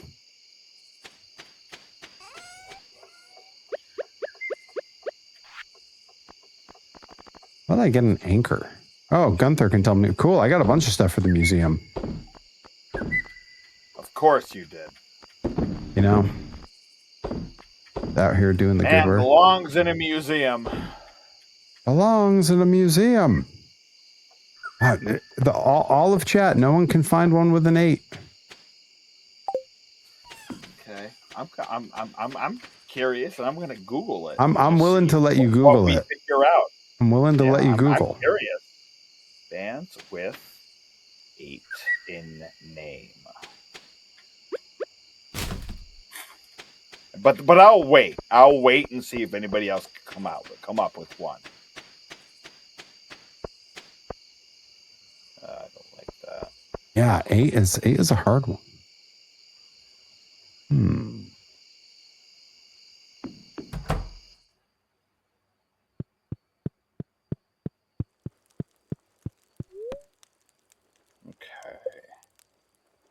Okay, Reed Cooper Googled it and says, I've never heard of any of these bands. Never got any of these. Are any of them ones you've ever heard of, or are they just ones you wouldn't have thought of? No.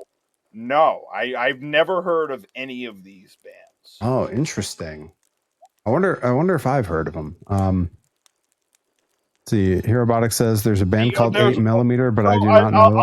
I'll tell you something that you'll enjoy. Only 2 of them are American bands that you might have heard of. And both of them, one of them is a ska band, and one of them is a swing band. Wow, that's true. I might have heard of them. I give up. Go ahead, hit me with them. So the swing band is 8 to the Bar, and the ska band is the Crazy Eights. Okay, I probably could have guessed that there was a band called the Crazy Eights, but I wouldn't have known it for sure. Herobotic says there's a band called 8mm, but I do not know them. Yeah, same here. I saw that in the search. I see. I see. Then Herobotic named that technically before we listed them off. I don't know if he Googled it or if it came to him. But it probably just came to him. Your answer for 9 was 9 days. 9 days. Do you know 9 days? I don't think so. This is the story of a girl. Now I know them. Trod a river and drowned the whole world. Yep, that's 9 days. 9 Inch Nails. Yep, also lands. Herobotic nails it, yeah. Of course he does. Okay, but so let's move on then. 10.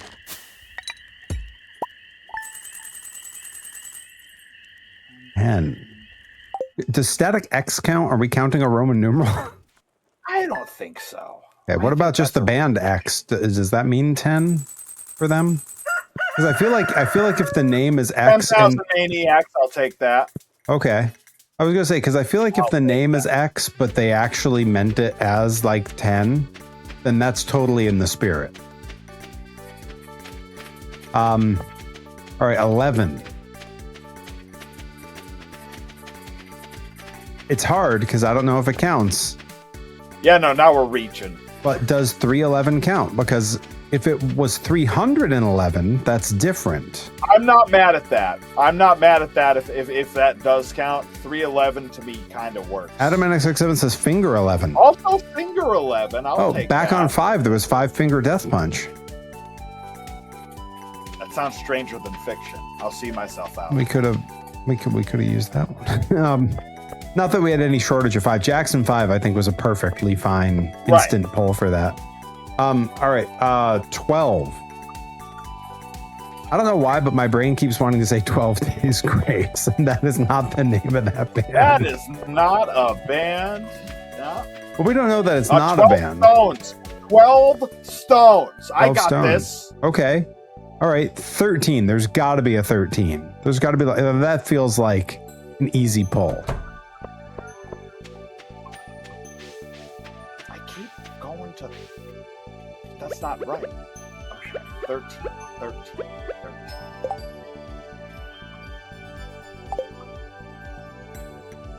Oh, 12 Roses 12 was one too. 12 roses, 12 stones. Yeah.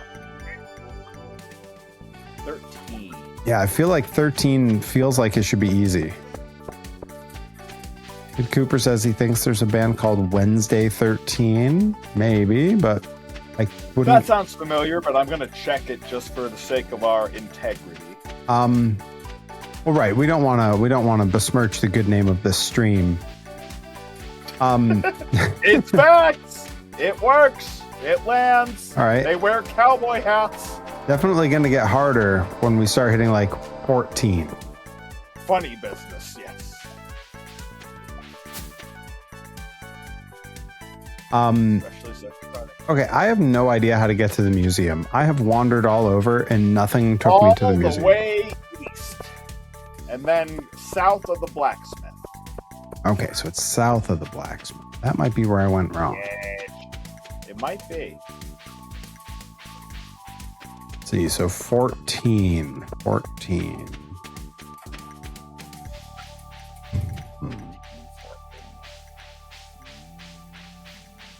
Wait, does the museum just look like a regular old house? It's not far off. Oh. This looks more like a oh no, it is a museum. Look at all the stuff. It looks like a library, yeah.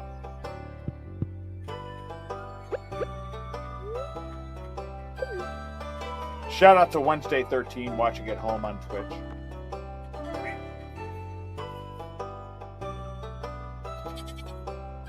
And Haley Williams. Ah. God bless. Donated the anchor and the bone. Hell yeah. And it said something about new reward. Collect rewards. Ooh. Oh man, I got so many rewards. Hell yeah. There's a skeleton decoration. We already have a bear statue, really? don't we? Do we need another bear statue? We can have as many as you want. Is that a tiki thing? What is that? Rare crow, okay. Pumpkin seeds. Large futon bear. Omega Club 6. Looking forward to seeing you at the Luau Tower Welcome, my Square. friends. Be there or be square. Reed Cooper says there's a band called Size 14, and that to me is the only way that could have been a band. I'm curious about it. I mean, I believe you, but I'm just curious as to what other bands there might be. Bands with Ooh, obsidian vase. name. Does anybody else exist? But yeah, Omega Club, definitely looking forward to the luau. It is luau season, my friend. And that's Lou with a wow. Don't you forget it. Mm-hmm. That's right. It's absolutely right. Yeah, I already got my ticket going to be drunk, and Johnny, your mic keeps cutting out. I don't think that can't be true. You want me to scream louder? I can. I'm hearing you. Oh, that's all I need. 15 through 18, there are bands literally named those numbers, according to Reed Cooper. I like that. That's very funny to me. I like that. What the heck? I just had the blacksmith open a mystery box, and inside the mystery box was 2 more mystery boxes. Yeah. All right, Perry, write that down. Write that down. That's what your mystery box could be. Oh.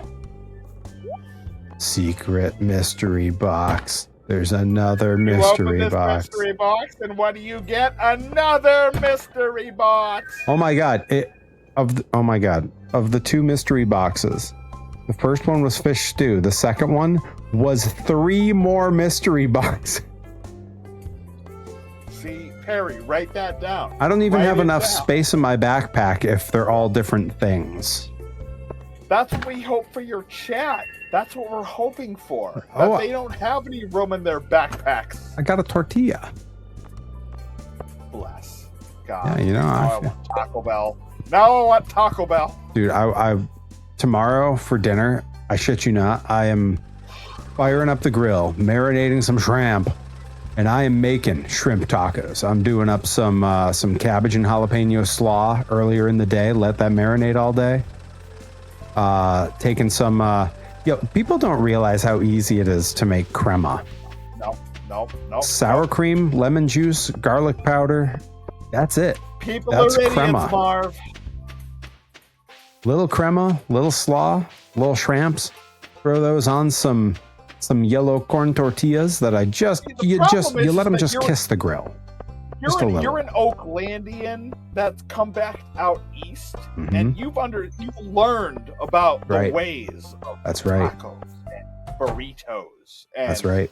chimichangas and what have you. You know, we grow up on this half of the country, in this corner of the country, northeast. We grow up in this area thinking that we know something about Mexican food, because there are a few places that do it very well. They are here. They do exist. They 100% exist. They are few and far between. And what we learned about tacos as kids, mostly from school lunches, was rubbish. And it is exactly that frickin' song that one stand-up comic did, White People Taco Night, is 1,000,000% correct. Yep. No argument. Yeah. All I've learned about tacos is that you have to go everywhere to learn the proper taco.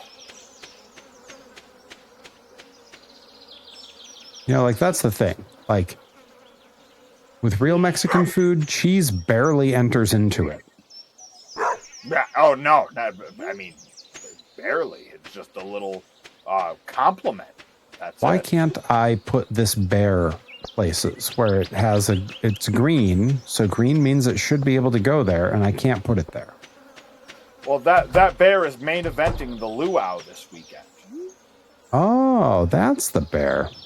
Oh, let's see. Hang on. That's why. 21 Guns was a good one for 21. Green Day. 21 Guns. Matchbox 20.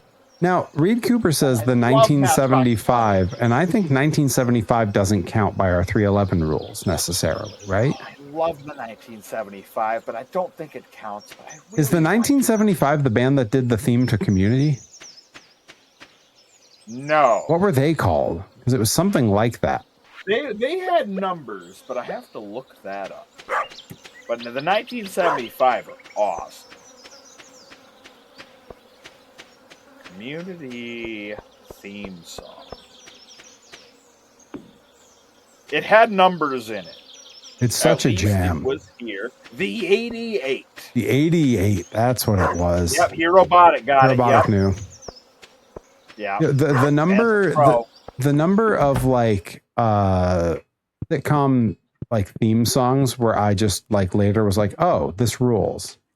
Like this is actually just a great song. Like Scrubs. Yup. That one's way up top the of the list. Scrubs soundtrack is frankly unfair. Dude, they knew how to score a show. Them and I was really mad when I figured out that the whole Overkill soundtrack or the Overkill acoustic was actually Men at Work. I was really mad. I was just like, how dare you? How dare you play this card upon me, sirs, madams? You know what you've done to me. I can't get to sleep. So good. I have other songs. Yeah, you do. So bad. That line kills me. I have other songs. Yeah, you do. Dead reappears. Night after night. The full studio version is unbelievable, and he just lays out the acoustic one on a high budget show. How dare you? Night after night. So good. Heartbeat shows the fears. God, I want tacos. He's on his own level. I want Colin Hay at a live performance, and I want maybe burritos. I think I would go with if I was given the option. But ghosts appear and fade away, so maybe the menu is different. It's a really good point. Come back another day. I can't get no sleep. Shout out to Men at Work watching at home on Twitch. When they should be at work. Bless. Typical. I don't actually know if that's typical. They reappear. Night after night. Typical. Heartbeat shows fear. Typical. Ghosts appear and fade away. Come back another day. Well, I gotta go to sleep. Reed Cooper, my brain wiring just blew up. Yeah, we have that effect on people. That's what we're here for. That's what we're here for? That's what we're here for. That's what... I have 1 million seeds thrown into my trunk over here. Seeded everywhere. A whole bunch of pumpkin seeds, whole bunch of cauliflower, a whole bunch of melon, and a whole bunch of starfruit. No idea if you're going to need those, but they're there. Let me check our... I dream about this situation. Dividend so deep. Possible complications. You know, especially at night. I think it's really important to point out that I love that song and that version, that acoustic solo version is the only version I'd ever heard of that song from when I watched that episode of Scrubs in 2007 when I first started dating my now wife to last year when we did, or the year before last when we did the last Overkill at Grind. And you and I insisted on not using Motorhead's Overkill in our stories to promote it. And we only use that. And then on Instagram up came the full band version from Men at Work. And I was like, wait a minute. That was insistent. Yeah, I go, that was Colin Hay's band.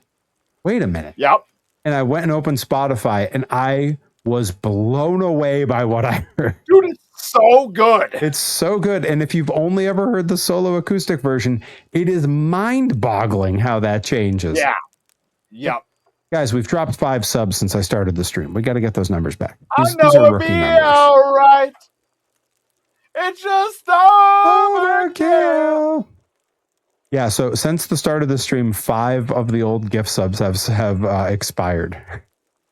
We call those submersibles, Perry. We gotta get those numbers up, everybody. We got discounts. Right. We want submarines. We don't want submersibles. I will say, I've been hanging it over everyone's head. We got to beat that sub goal. We got to beat that bits goal. Then I'm going to announce this thing.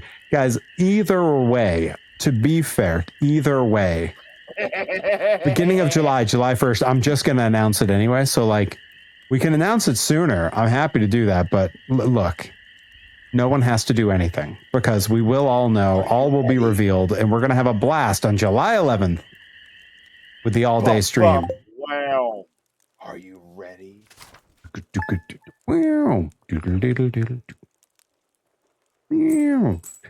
That's my impression. Bow to the master. That's my impression of the DX song. You know, when I got older and I found out that, like, a lot of the classic... Well, no, I always knew it wasn't. Like, I never thought it was. I was mad. Because I never made that connection even. But when I got older and I found out that that was basically, like, the direction they were given was, yeah, make something that sounds like Rage Against the Machine. I was never able to unhear it, and I was like, this is awesome. It made it way better to know that.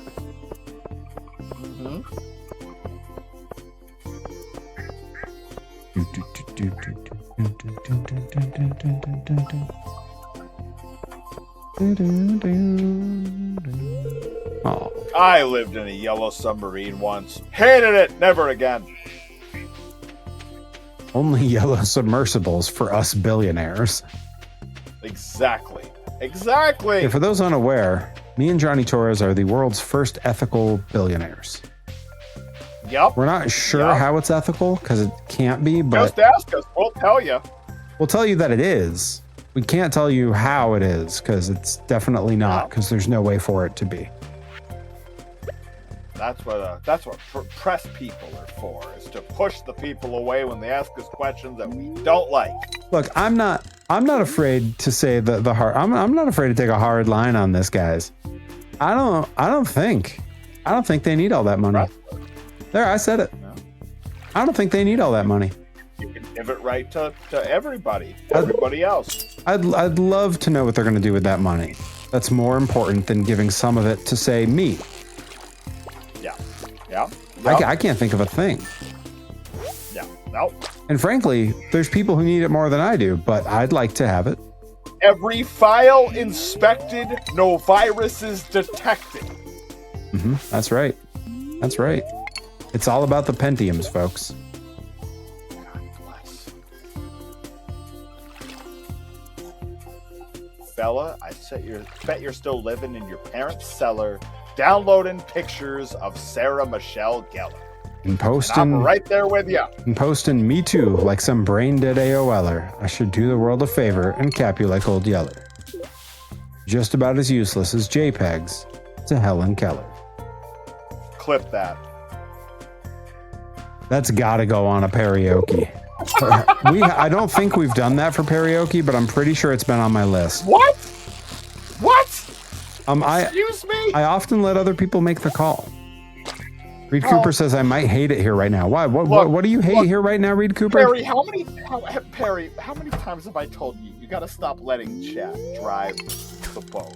Hey man, look, for the right price, anyone can take the wheel. Everybody's got a price, but everybody's not going to pick. It's all about the Pentiums. It's also possible that I did that on the all-day stream karaoke, because for the life of me, I don't remember what the set list was. I have it downloaded. I have the entire all-day stream downloaded and saved. So I could go back and check it, but I haven't. So this has been all about the Pentiums.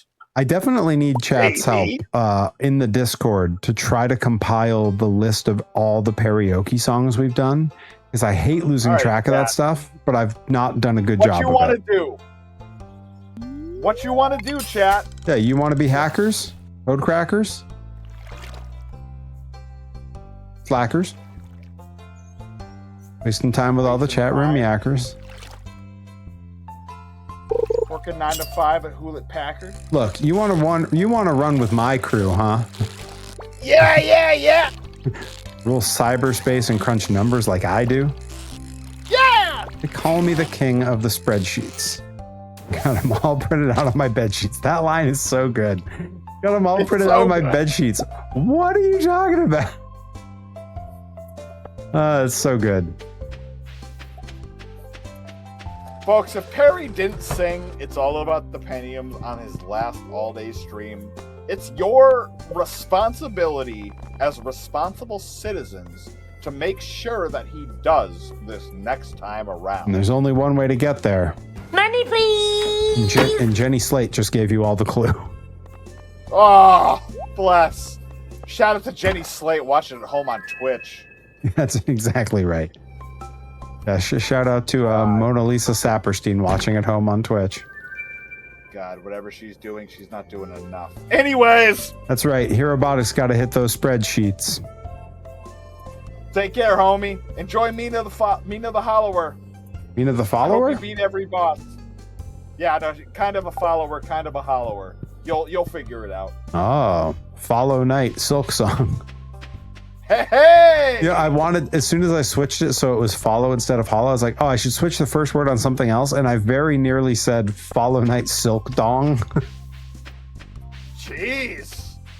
Gosh, man, there's going to be some people asking to buy that name off of you. I'm registering the domain as we speak. As you should. You better beat it, Herobotic, because that ending is crazy.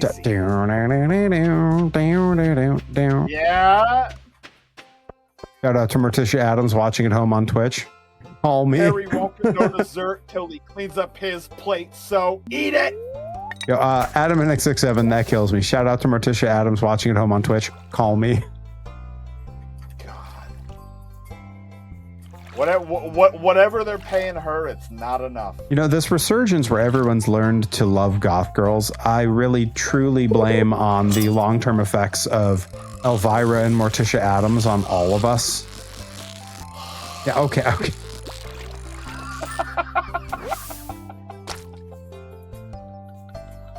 They did a number on us, man. Was I wrong? Was I wrong? And no one said you were wrong. I don't think I was. I don't think I was. Wrong is a point of view, Anakin. Whatever they were doing, it wasn't enough.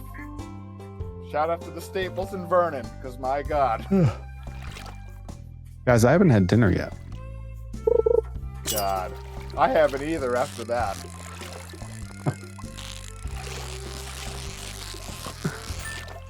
Wow.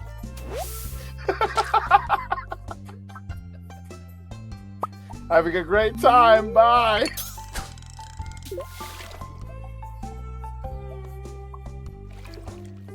There's so many eggs. That's not a continuation of the joke. Good There's heavens. just so many eggs in the coop. I don't know what that's a euphemism for, but you got to clean it up here, Torres. That's why we only do this stream once a week. If it was any more, I'd probably be banned for something.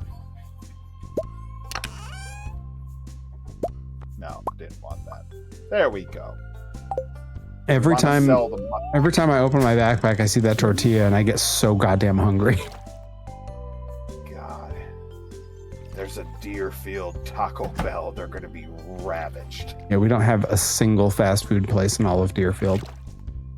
All right, well, you write to your local town council and be like, what are you doing with your life? Yeah, the closest fast food to here is 20 minutes. It's disgusting. Yeah, I hope the town council is offended. Those, and my options for those are either one direction is McDonald's and the other direction is Burger King. What direction? That's what makes it beautiful. God, what a banger. Such is a that banger. In karaoke? Do you have that in karaoke? I can put that on karaoke. Friggin' better. It's so good. Look, for those unaware,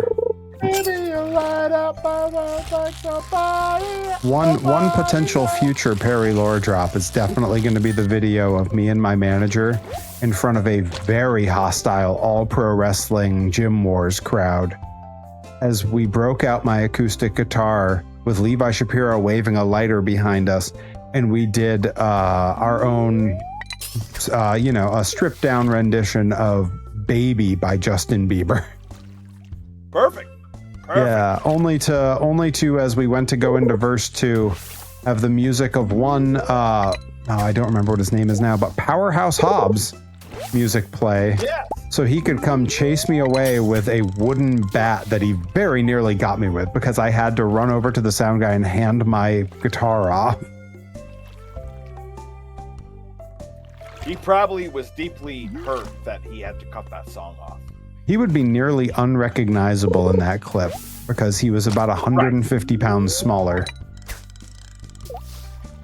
No, he's a big boy. I saw pictures of him before when you first talk about working with him because I looked him up when you first mentioned that you knew him. Yep. And I was just kind of curious as to what he looked like then. And oh my God! He's like 2 of that person now. Right! It's incredible. What year approximately? Like 2012? 2011, 2012, yeah, something like that. Yeah. Go ahead and look up 2012, 2011 Will Hobbs. Yeah. Just go ahead and take a look at the time was using the name Will Rood, Rood, I think with an E at the end. Really? Yeah, he was Will Rood. Yeah, take a look at what he looked like then. And folks, if you don't believe that you can be gigantic and jacked, hey, he look no further. He put in a mountain of work to make that happen. Right. The nutrition, the supplementation, the gym routine every day. Yeah, that dude is my hat is off. Yeah, literally. You talk about Not like being locked in. He's been locked in for a decade plus. And that is the result. Hope he comes to Blitzkrieg and wrestles you sometime. Hey, you know, I'm sure in his mind, he's like, I've already wrestled him. AEW, they let the people out. They let him go. He's not at AEW. Not? Oh, no, that's right. He's WWE. Yeah, debuted in the Rumble this year. I always forget about that because everybody just keeps switching places. You know, which really is a lot like the old... it's like the old Monday Night Wars days. Like everyone's just swapping places. Yeah, he's the Razor Ramon of his generation. That's what they say. Yeah. Pretty close to Macho Man because he's extra vascular now compared to previously. But I'll salute to him, man. Yeah, and he was sitting around for a minute. Yeah. Well, and that seems to be how it works now, right? As like people go to AEW, and it's like the easiest sort of like foot in the door to get on to like a TV company. It's a little easier to get there than WWE. They go there, they are used poorly or not at all. And then they go to WWE where they are often seemingly used very well. Royce Keys, that's the name. So, yeah, Royce Keys. Yep. Like, well, I mean, he's a fan of Royce the 5'9", and I love Royce the 5'9", and he probably loves Alicia Keys, and who doesn't like Alicia Keys? So I assume that's how the name came together, was Royce the 5'9" and Alicia Keys. Was Alicia Keys the one that like died in a plane crash or something? No, that's Aaliyah. Aaliyah, that's who that was.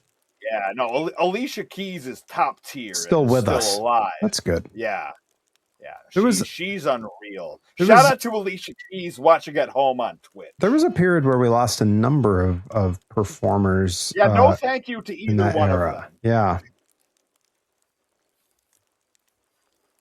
But yeah, no, Aaliyah was the rough one. I believe like a boat sank. Royce for Aaliyah. Isaacs. I know that name and I have no idea who it is. He's like a West Coast that's really good. Oh, yeah. That's who he is. And then Joe Keys I did a seminar with and don't give a shit about.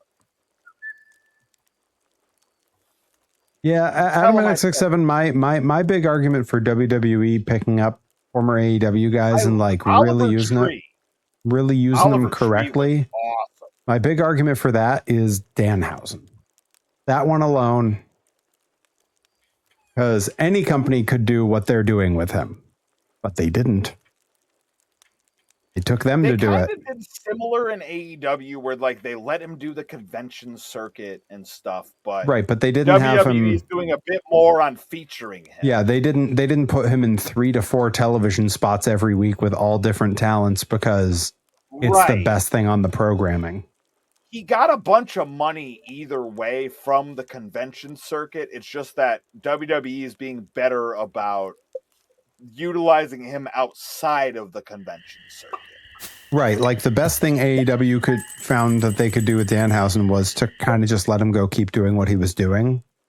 Right. And WWE was like, we'd like you to do everything you've always wanted to do. Yeah. Like the fact that they're just like, yeah, you remember the Looney Tunes? We're going to give you about 5 segments of show that's just you doing that. And he was like, oh. You mean I got to electrify Mike the Miz? Yeah, earlier today, I saw that one bit come across that he did with Liv Morgan, where she's trying to be all into him, and he just goes, "Oh, super productive," and he's like, "Nope, money, teeth, money, something else." Well, that's it. She does it, and he just goes, "Oh, wow, my jar of teeth. I've been looking for." It's such it was perfect. It's such a Looney Tunes joke.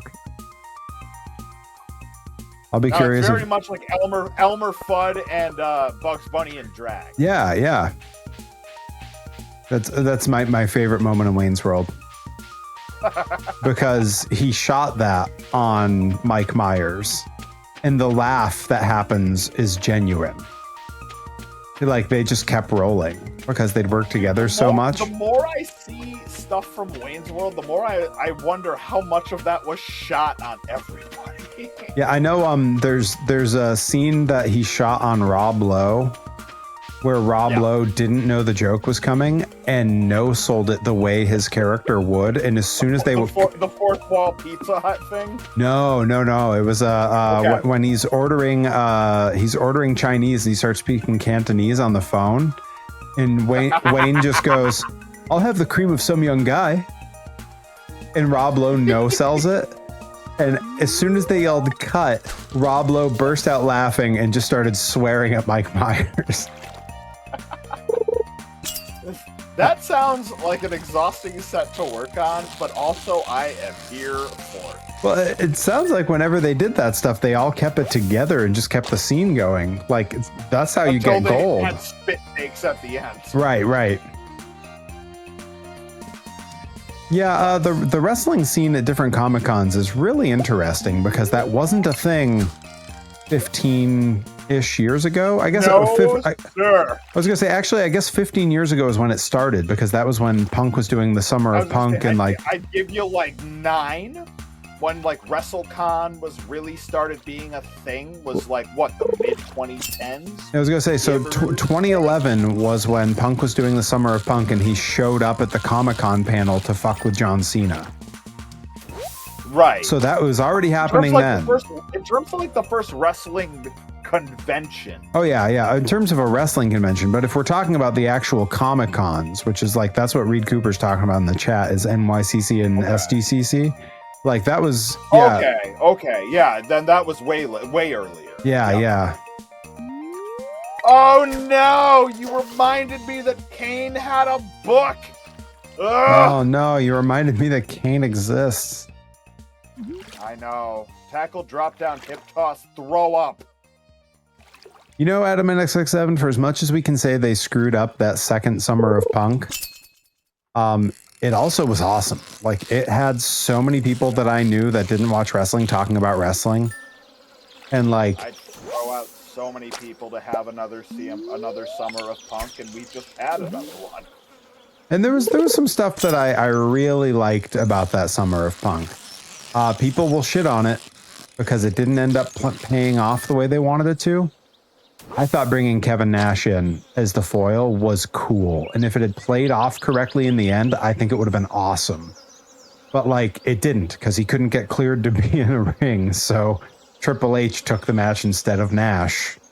Yeah, no, and that's the only reason I think it was a swing and a miss, is because I don't know if they stress tested him enough. Yeah. Before bringing him in. If we'd ended up with a Punk versus Nash match, That would have been great. That would have been a great little ripple in that story. Maybe Kevin Nash is a funny one because he's fun to listen to talk about metrics and analytics and money when it comes to pro wrestling. When it comes to actual in the ring stuff, I don't ever need to see him do much. Which reminds me, for the fine folks watching, I see we got a few in here. For the low price of 196 bits, you can see the first ever Kevin Nash bit alert that I've created. Did I send you those? Did I show you the ones I made? Perry Von Vicious is this generation's Kevin Nash. If you squint your eyes and tilt your head. If I could make the kind of money he made, I'd be pretty okay with that. $156,000 a year. They call me slightly not quite as big sexy.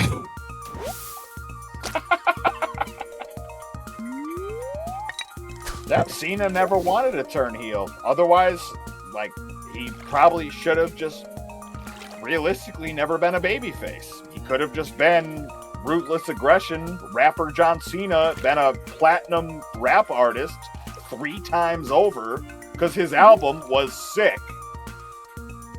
Now, I think they screwed up immediately with John Cena. Well, we can say that, but he sure made them a lot of money. Randy Orton could have been John Cena, easily. Randy Orton could have been Superman, and John Cena could have been Lex Luthor. Interesting. They screwed up real bad, real early, and I'll take that to my grave. Okay.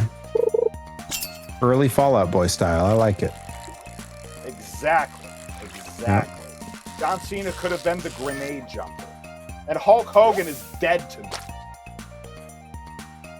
Because I just saw Hulk Hogan pop in. Hulk Hogan is the most useless. Cena never went full racist. Right, exactly. Hulk Hogan was always racist. He's occasionally said some dumb things. You know, also, Cena doesn't... Can we add an auto mod for Hulk Hogan that he just never gets to show up in this chat ever again? Like, he's just always either blacked out or Adamatic67 gets auto modded if he ever brings up Hulk Hogan. I think we should make it auto switch to a different name. Like, what's a funny name? Like Merv Griffin? Oh, dude! Iron Sheik! Iron Sheik! It's like the same amount of characters.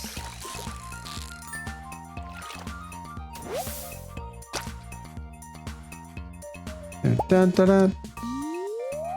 Oh, I love that. Rip Thomas. God, if we turned Hulk Hogan into Iron Sheik, I'm here for that. Okay, all right.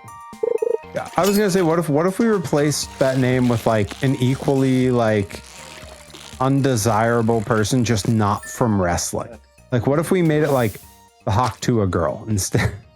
Whenever you mention Hulk Hogan, it's Haley Welch. If you have 2 S's in it and you substitute Hulk Hogan with Bus Crash. Let's see, what else do we got? We'll figure it out though. But we're gonna get that. Reed Cooper says. Out of our... Reed Cooper says either of you got a good Iron Sheik story. I do, but I can't repeat it. Which I think is probably pretty common. Probably pretty common among Iron Sheik stories. I love it so much.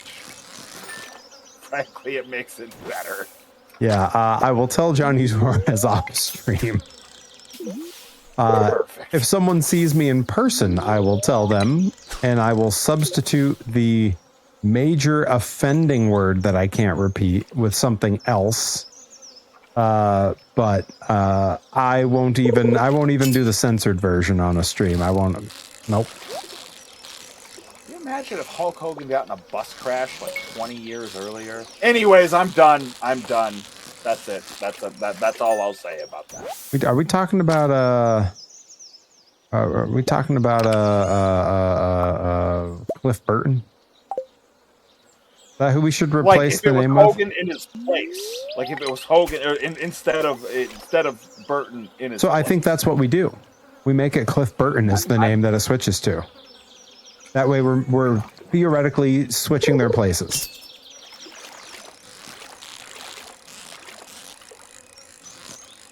I'm not mad at it. Look, His way of saying hello was legit. if I only could make a deal with God and get him to switch God. those two places.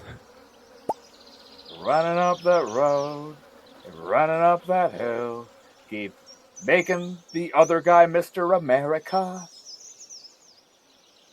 Oh, I like that you swapped out for Merv Griffin already. That's good.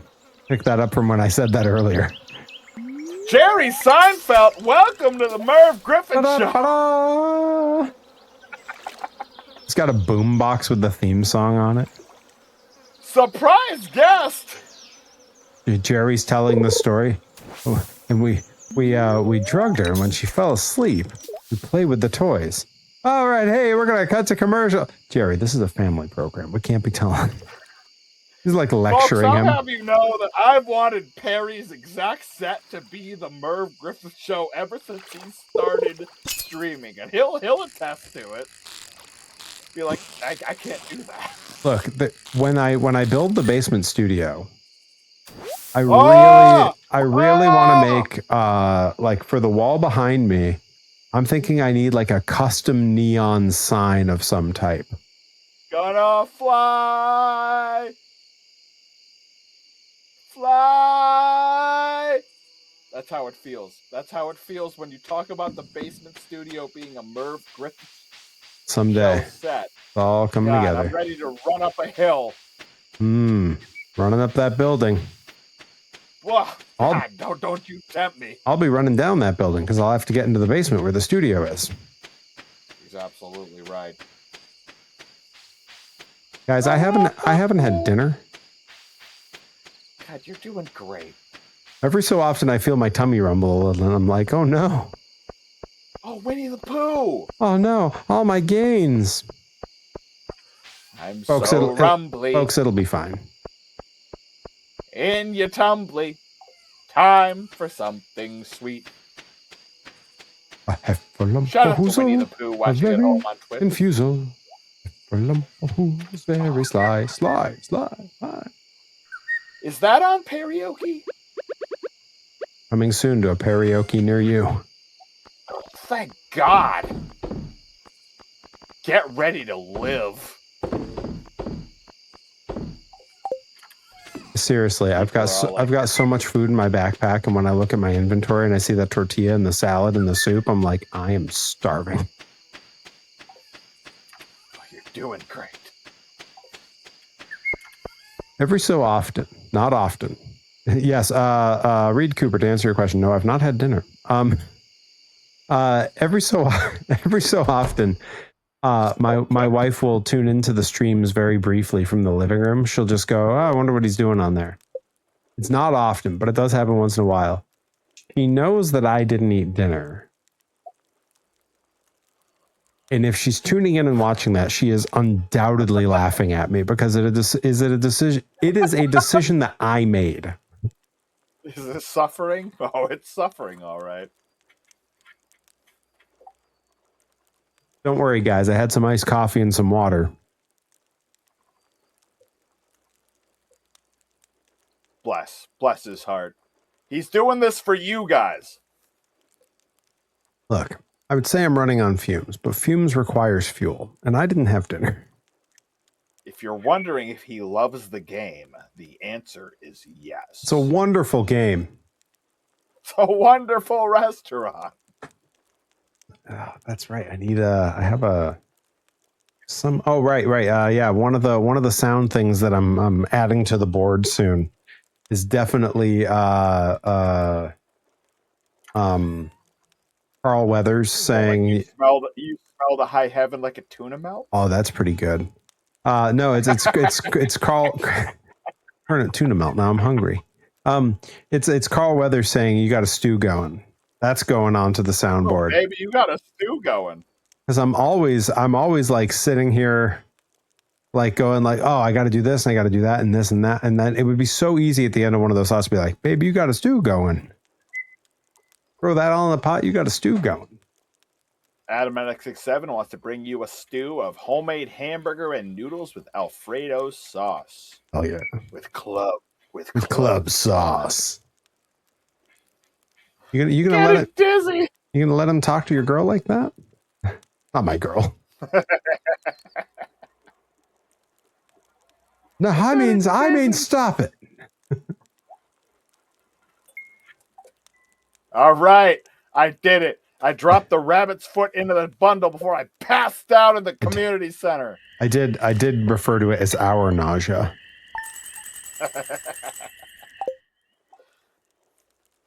Our homemade hamburger with noodles and Alfredo sauce. Club sauce. Yeah, we have so much money. Are we saving up for something? What are we doing? Not really, but I can upgrade a house. Well, wait, hold on.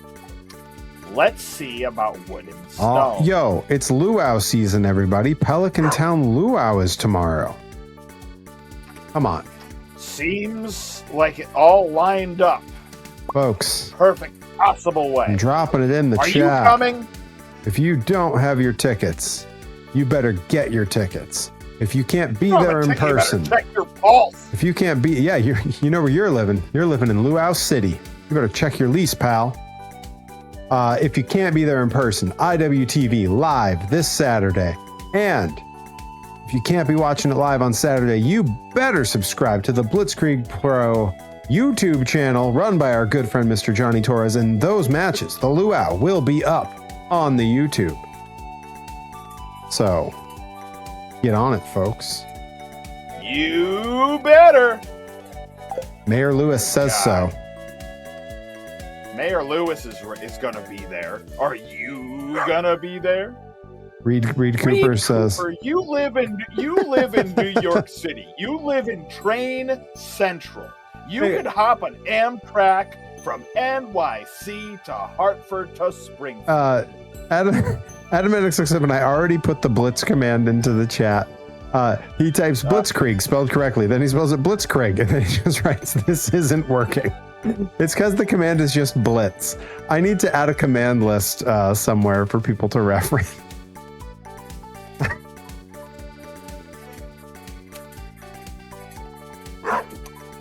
Great job, everyone. The follow-up, Blitzkrieg. This isn't working.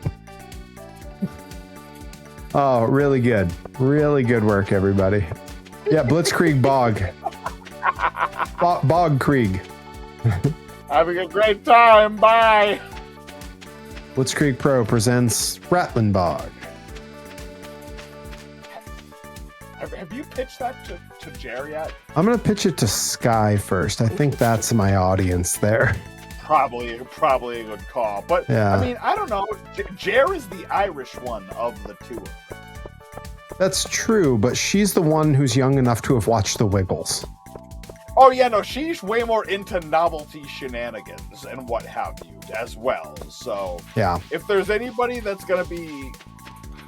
You know, the thing is, like, the age difference between those two is not very pronounced, really, until you're at... Reed, yes. Until... Reed, it was a Ramones thing, is how the idea initially came on. And then years later, when pointed out by older New England job guys that nobody cares about, that he was like, oh, you know, maybe that does have that kind of connotation.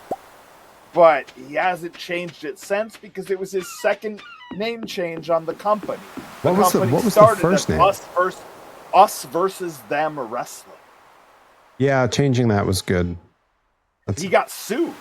By who? Because there was a clothing brand out in California called Us versus Them. Good Lord. So he got sued within, like, it was like 2015 when the company started. And he got sued in like early 2016. Jeez. And that's when the name change happened. So that's he crazy. Went with Blitzkrieg Pro because he thought of it as like the same cadence as Blitzkrieg Bop, Blitzkrieg Pro, you know? I mean, so it does. That's how he landed on that. And now he's just stuck because he's had it for so damn long. Right. But now he's getting all of the people with the last name, you know, with the, you know, the last name Sheldon Goldberg and what have you, being like, why is it called Blitzkrieg? Some people with the last name Heidenreich. Got it. Right, exactly. But so Jer by now is just like, I don't care. You can think of it however you want, and as long as we brand ourselves being like we're accepting of everyone, we love everyone, it doesn't matter. Also, I think we've moved to a point where like culturally, you are far more likely to know what Blitzkrieg Bop is than to know what that name comes from. Right. On the other side of the coin, it's one of those weird things that if you look up Blitzkrieg with no pro, the first thing that comes up is the war strategy, not the song. That's true. See, I only knew, I knew the song, and I knew like sort of that it was a war strategy, but I didn't know who implemented it or why, because our public education system fucking sucks, everybody. And I was educated in the #1 state for public education. Yeah, and I mean Connecticut not far behind. Yeah, Connecticut's in the top 5 easy. Read, but no, it's an extremely valid question, and that's one that, as you saw, I didn't mean to cut you off, pal Perry, but you're good. Like anytime anybody asks about it, I will jump on it and be like, this is where it comes from, and I understand if your suspicion comes from otherwise, but it doesn't come from anything that has to do with old school German. Yeah, I mean, 100% is worth raising an eyebrow at. But given the punk rock aesthetic that they have and all that stuff, like, it's pretty easy to just go, oh, okay, they knew it from this and not from the other thing.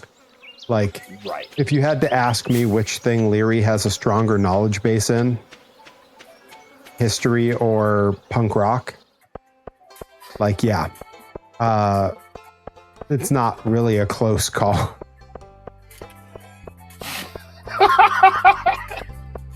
I mean, golly, where's my damn CM Punk? Tell me when I'm telling lies. Tell me when I'm telling lies. Gotcha. Okay. Yeah, of course. I mean, New York guy and Ramones and their connection with New York and what have you. I hear you.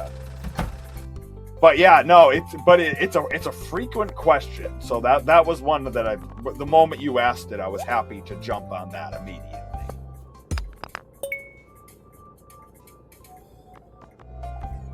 But no shortage of, circle jerks. They just reference not too long ago, that being a luau group. Yeah, loads of punk and hardcore references all over for sure. Forest Hills? Okay. I don't even know what that is. What's Forest Hills? We'll send you a map. Listen, no one knows any of the places I'm from either. Right, I mean, Deerfield's a majestic place. Like, for real, people know people know it. That's where Treehouse is. It's been there almost 5 years. My daughter lived in Forest Hills a few years ago. Elmhurst. I swear none of these places are real. Elmhurst is a spot that has a name in a couple different states. Elmhurst, there's an Elmhurst, Illinois, that I briefly lived in when I was a child. That's definitely not the one that Day Without Darkness is talking about. Right. But... Oh, well, I mean, I believe now these towns are right next to, what is it? Brockway, Ogdenville, and North Haverbrook. And by gum, it put them on the map. They've all got genuine, bona fide, electrified 6-car monorails. Forest Hills.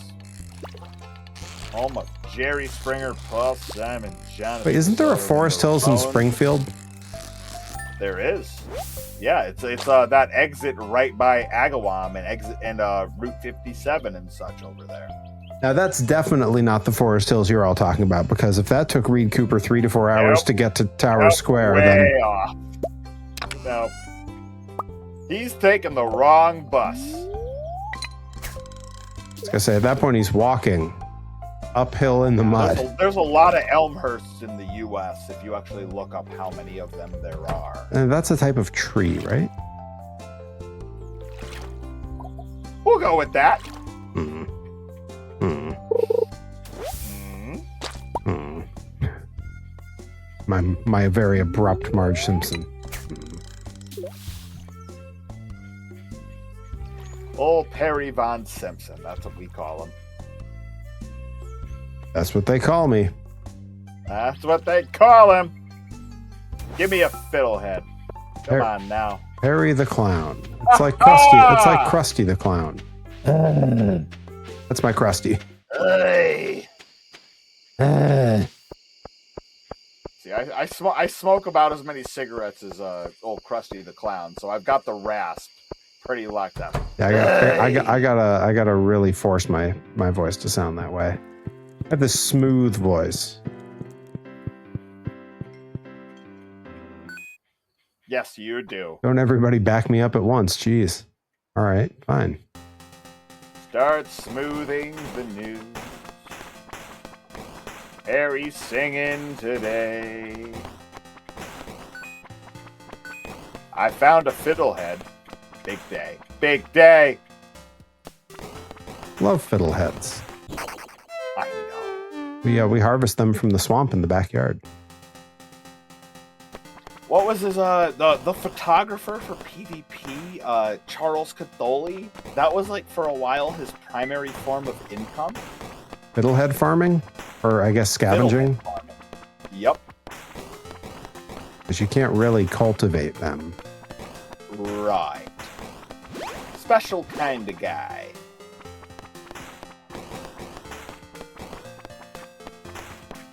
What a weird way to get by.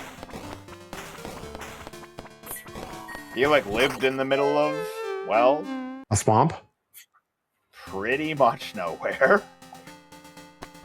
Hell yeah.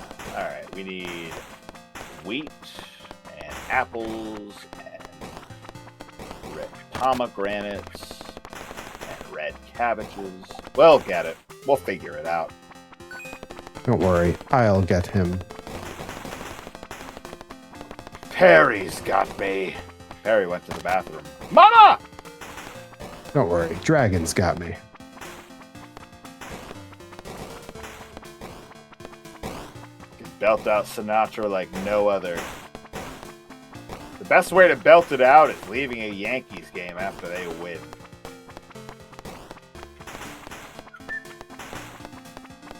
I don't know that leaving a Yankees game after a win is ever a good thing. The secret is to stay there for long enough that all the traffic dissipates. Yeah, I'm just New England enough to really not want the Yankees to win. Yeah, I'm Midwest enough to not care. Not care. I'm also not sports involved enough to care or know about any of it. Yeah. Lived on the I quieter hear end of you. Austin Street, number 316, almost certainly. 316? Right, Austin Street.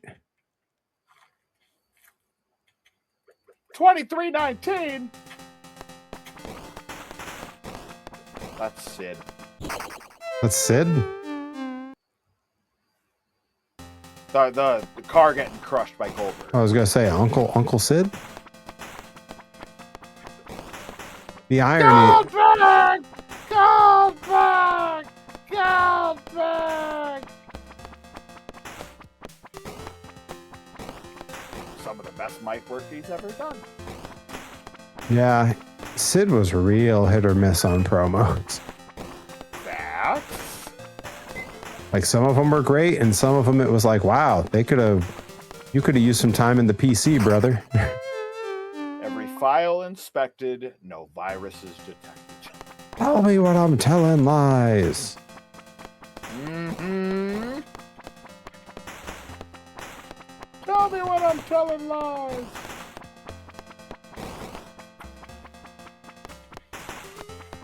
He had purple hair for a little while. We got a new baby duck. What do we name it?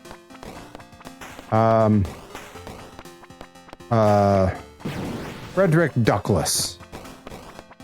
Frederick Douglas, I like this. Let me see if I have enough character space for it. I can do Frederick Dew. I'm for it. Oh, I stayed out too late. I was crushing it in that video game and the time ran out and I fell asleep. I was killing it on the video game in that bar. That's okay. I passed out in the coop trying to name the duck. Harry Vanderquack. That's a pretty good one. It's Frederick Dew. Has anyone heard of the game South of Midnight? I haven't. Yes. But I haven't heard of most things. It looks awesome. I've been told to play it by many a person.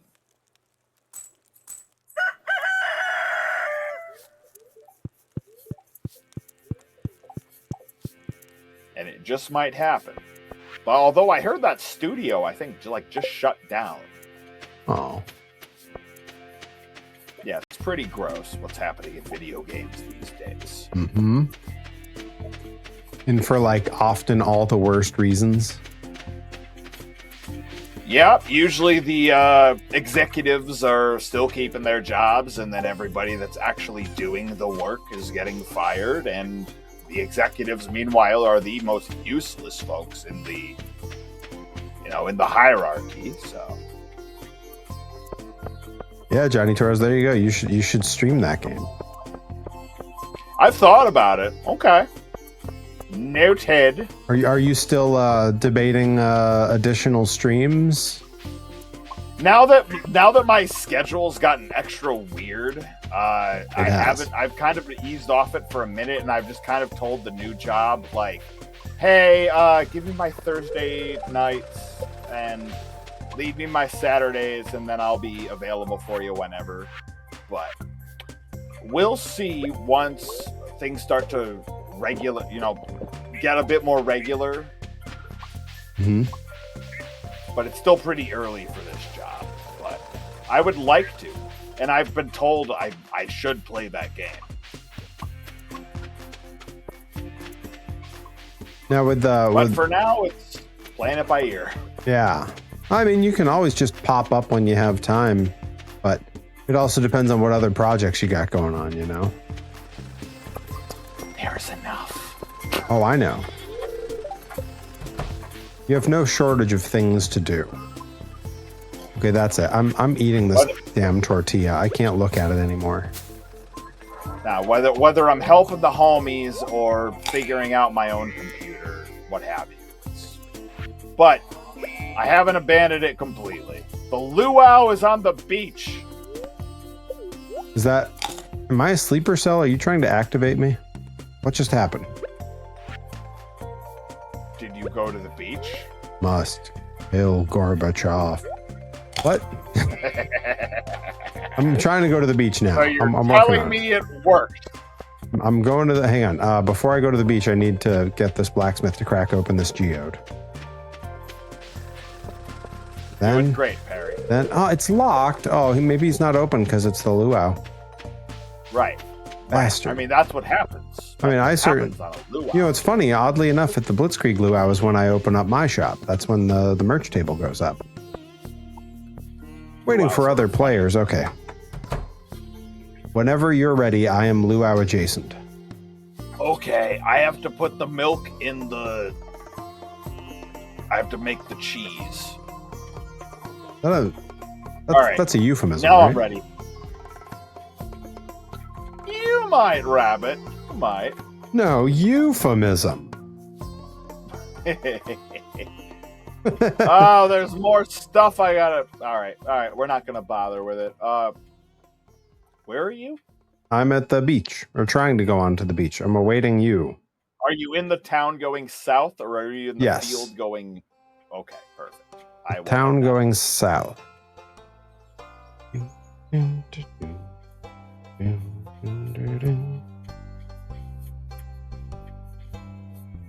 Living after midnight, rushing to the dawn.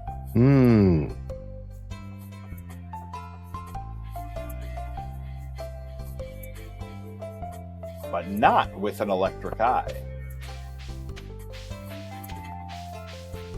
Mama's coming, little Billy. Don't you ever call me little Billy again. Bonus points for anybody who can name what movie that's from. I didn't hear it, or I'd be trying myself. What did we say? Mama's coming, little Billy. Oh, I think I do know what that is. I'll wait. I'm gonna blank. Am I supposed to just talk to all these people? You also have to drop an ingredient in the potluck pot. Oh, I'm sure. Where I am standing. I am pretty sure I have an ingredient. Hell yeah. What should I drop in? I'm gonna drop a truffle in. Okay. It's a fair guess. It's not correct, but I like where your mind is at. I put some pike in there. I hope everyone wants some fish stew. I dropped a truffle in there. Oh, that's one of those critters from that Star Trek episode, right? The Trouble with Truffles? We'll go with that. I love that answer so much. Thank you. What's the Tribble? It's Tribbles, yeah. Yeah, hell yeah. Yeah, we got there. Look at this friggin' guy. Hey, where are you, Perry? Let me show you this. Let me show you friggin' this guy. business. Okay, hang on. Let I'm me show coming. you this business. Where are you at? I'm coming. I see you. I'm by the top. I see you. I see you. Take a look at this guy. Whoa, is that the Undertaker? What are you doing?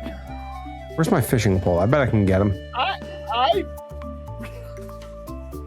Tell me that's not mid 90s Undertaker. That's 1996 Undertaker.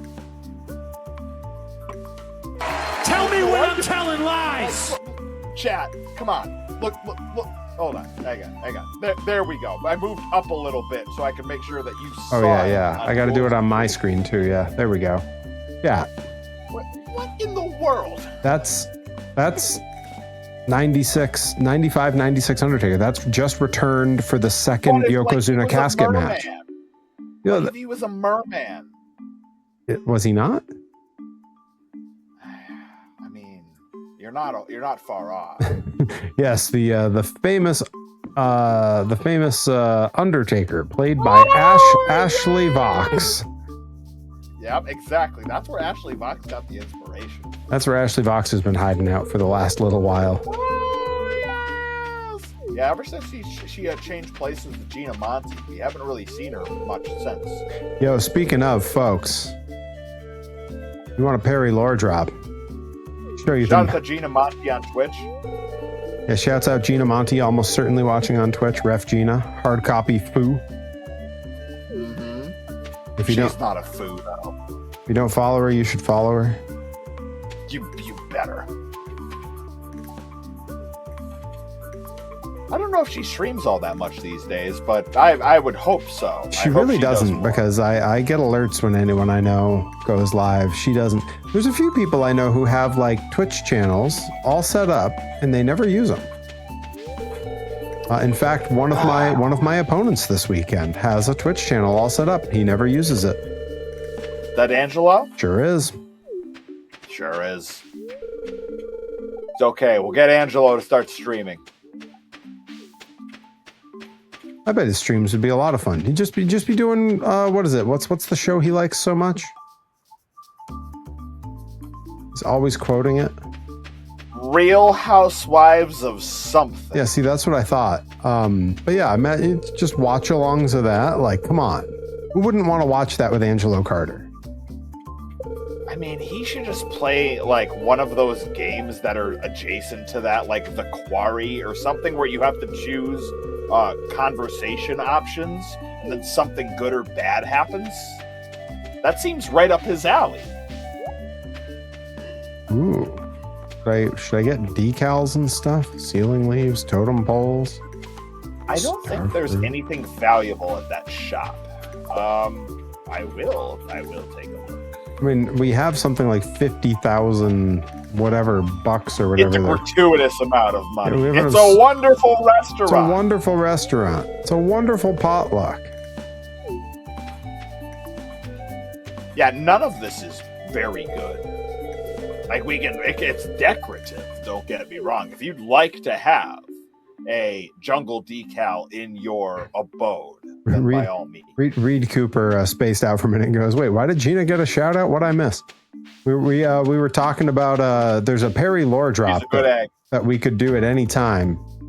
The time that Gina Monty and Ashley Vox played Twin Magic on me in a match. Even though they really don't look alike at all. It was so good. It was such a stupid, the joke was so stupid. And it was just a thing that I pitched in the moment, and they were like, yeah, let's do that.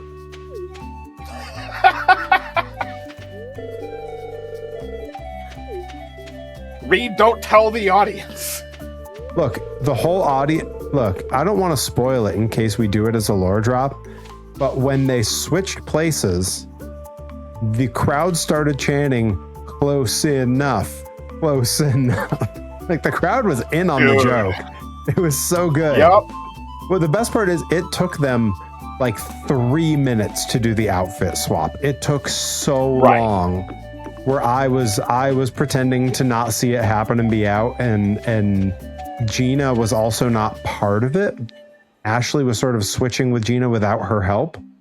And so Gina had to pretend to be loopy the whole time. It's really good. It's really good. Guys, we can do that as a Perry lore drop sometime. I'm adding it to the list. Yep, as you should. I'm surprised you haven't done it already. But I am here for it. It is the most watched video on my YouTube channel. Because when you have a thumbnail that is a guy versus a girl wrestling, the creepy weirdos on YouTube come on out. Yes, ask the Blitzkrieg Pro YouTube channel that I run. Yeah. Because, my God, those are the top contenders. I mean, that's what the both of the two redacted companies that are essentially one company in Worcester, that's their entire business model, was that on YouTube. Oh, yeah, Gross Pro Wrestling. Yeah. Oh, good old GPW. Yeah. Hey, welcome everyone. Pleased to announce the potluck ceremony. Ooh. Let's go.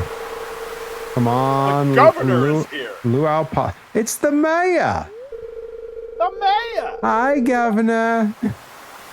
Hi, Rayam. Why do you, yeah, hi, Royam. Royam. Why do you like the governor so much? He's the mayor. He's the Royam.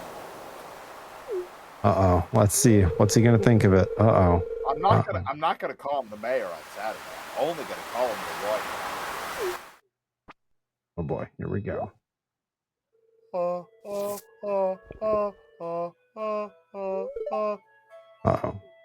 All right. Well, we didn't disappoint.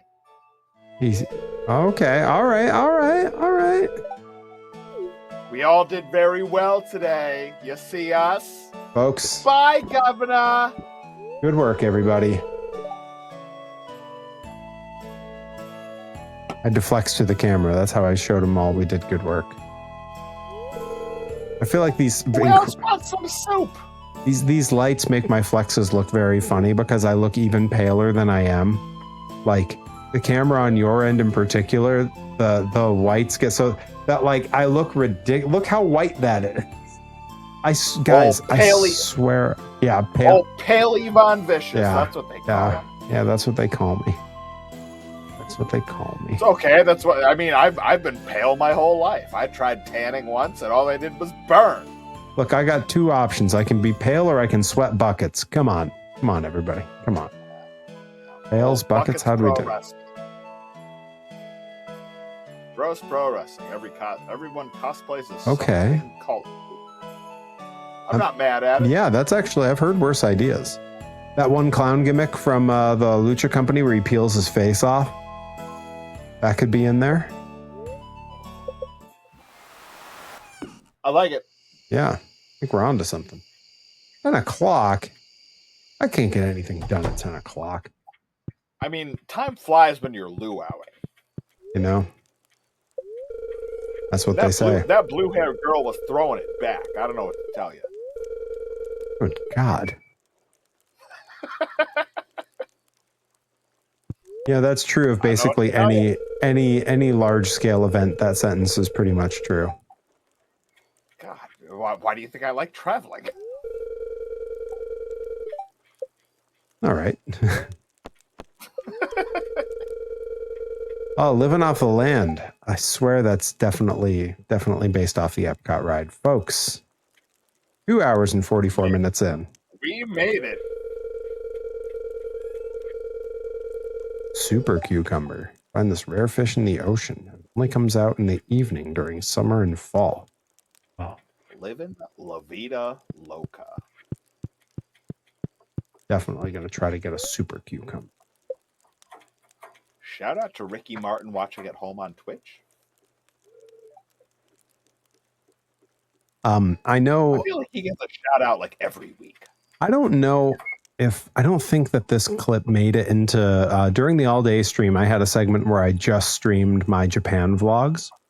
It was for my lunch break because I didn't really have to narrate over them unless something really cool was going on because it's already sort of built into the vlog. Giant Baba's trying to sleep. Yes.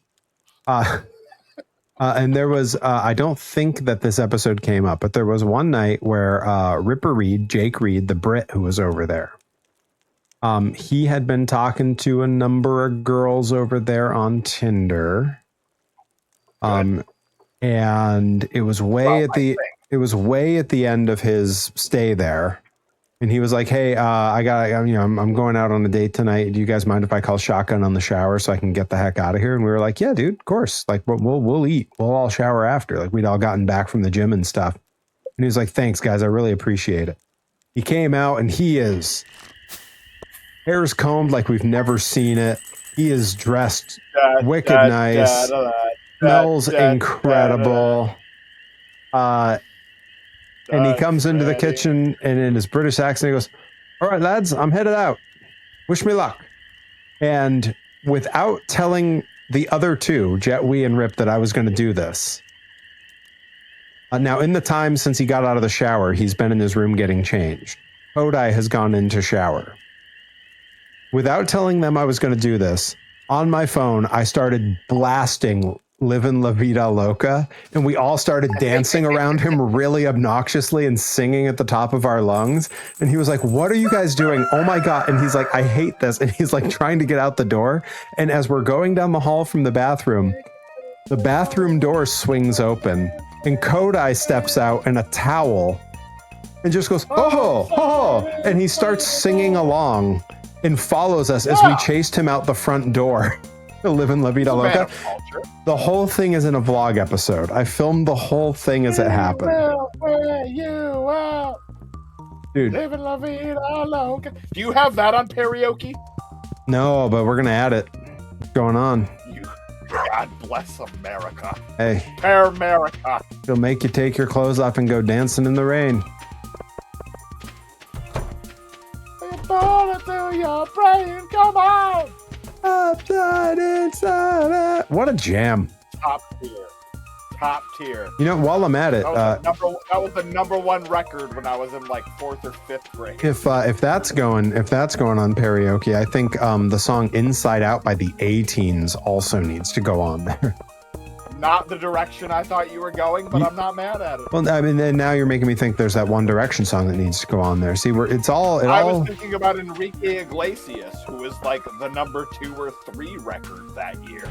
Dude, that was a hell of a year for the Latin pop stars. Crazy. Like all of a sudden, like Latin pop blew up for like 6 months.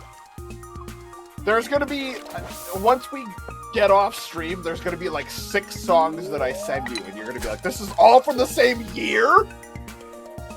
It's not fair. It was a crazy year.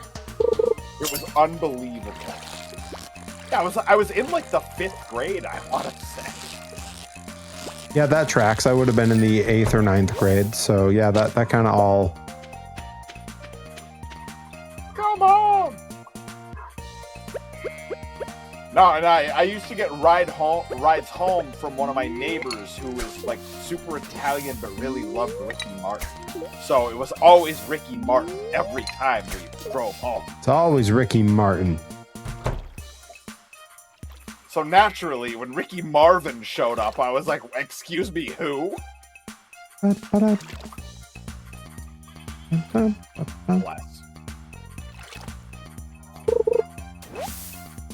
Just did another 5-star booker where I made the main event Yoshihiko versus Hangman Page versus Ricky Martin in a Texas death match. I believe Ricky Martin was special guest referee, and they both entered to Ricky Martin's Live and La Vida Loca. Oh, thank God. Okay, I was going to say, if Ricky Martin wasn't involved, then, I mean, that should just be a 1-star match. I like the idea that maybe they both entered to Live and La Vida Loca. It just doesn't stop playing.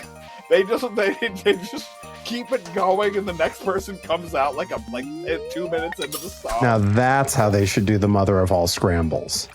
Oh man! Just because that match is like 40 minutes long, so it's just like a 40-minute loop of Live and La Vida They Loca. just played Ricky Martin the whole time. Yeah, it's like New Jack, but the song is Ricky Martin. Oh my God! I'm so here for it. Yeah, see, Adam at X67 got it right away. Live in La Vida Loca is the new Jack song. Yup. I would accept Be With You by Enrique Iglesias or Bailamos. Bailamos, that's the one I knew. Bailamos, let the rhythm take you over. Bailamos. Te quiero. God. What a glorious year in music. That would have been like what, like 98, 99? I would say so. Yeah, right around there. I feel like there was a lot going on about that era. I'm curious for the sake of it. I want to see. And I'm Ricky Martin.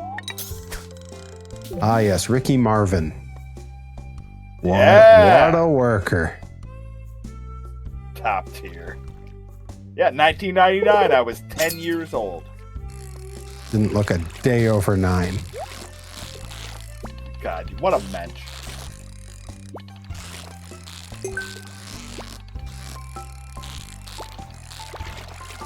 Alright, so next week I have to write down, name the next stream after Ricky Martin or Enrique Iglesias.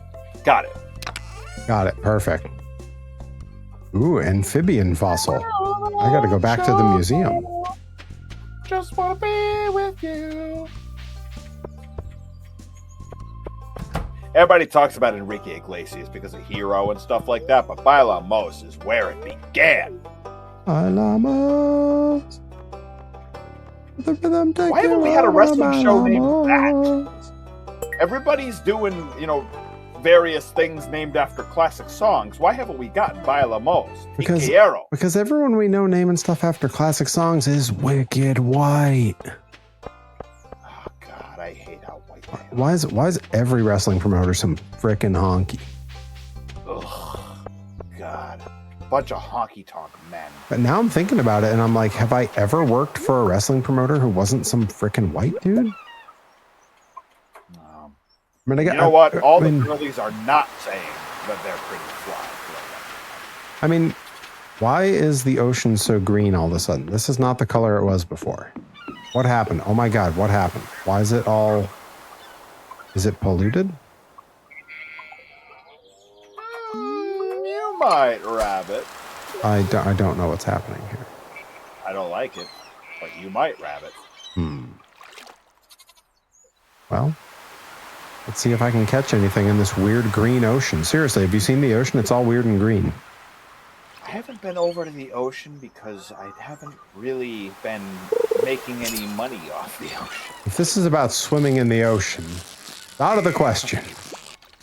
All right. Let me go. I'm going to deliver some mail. Yeah, here we are, busting our asses to mail your letters.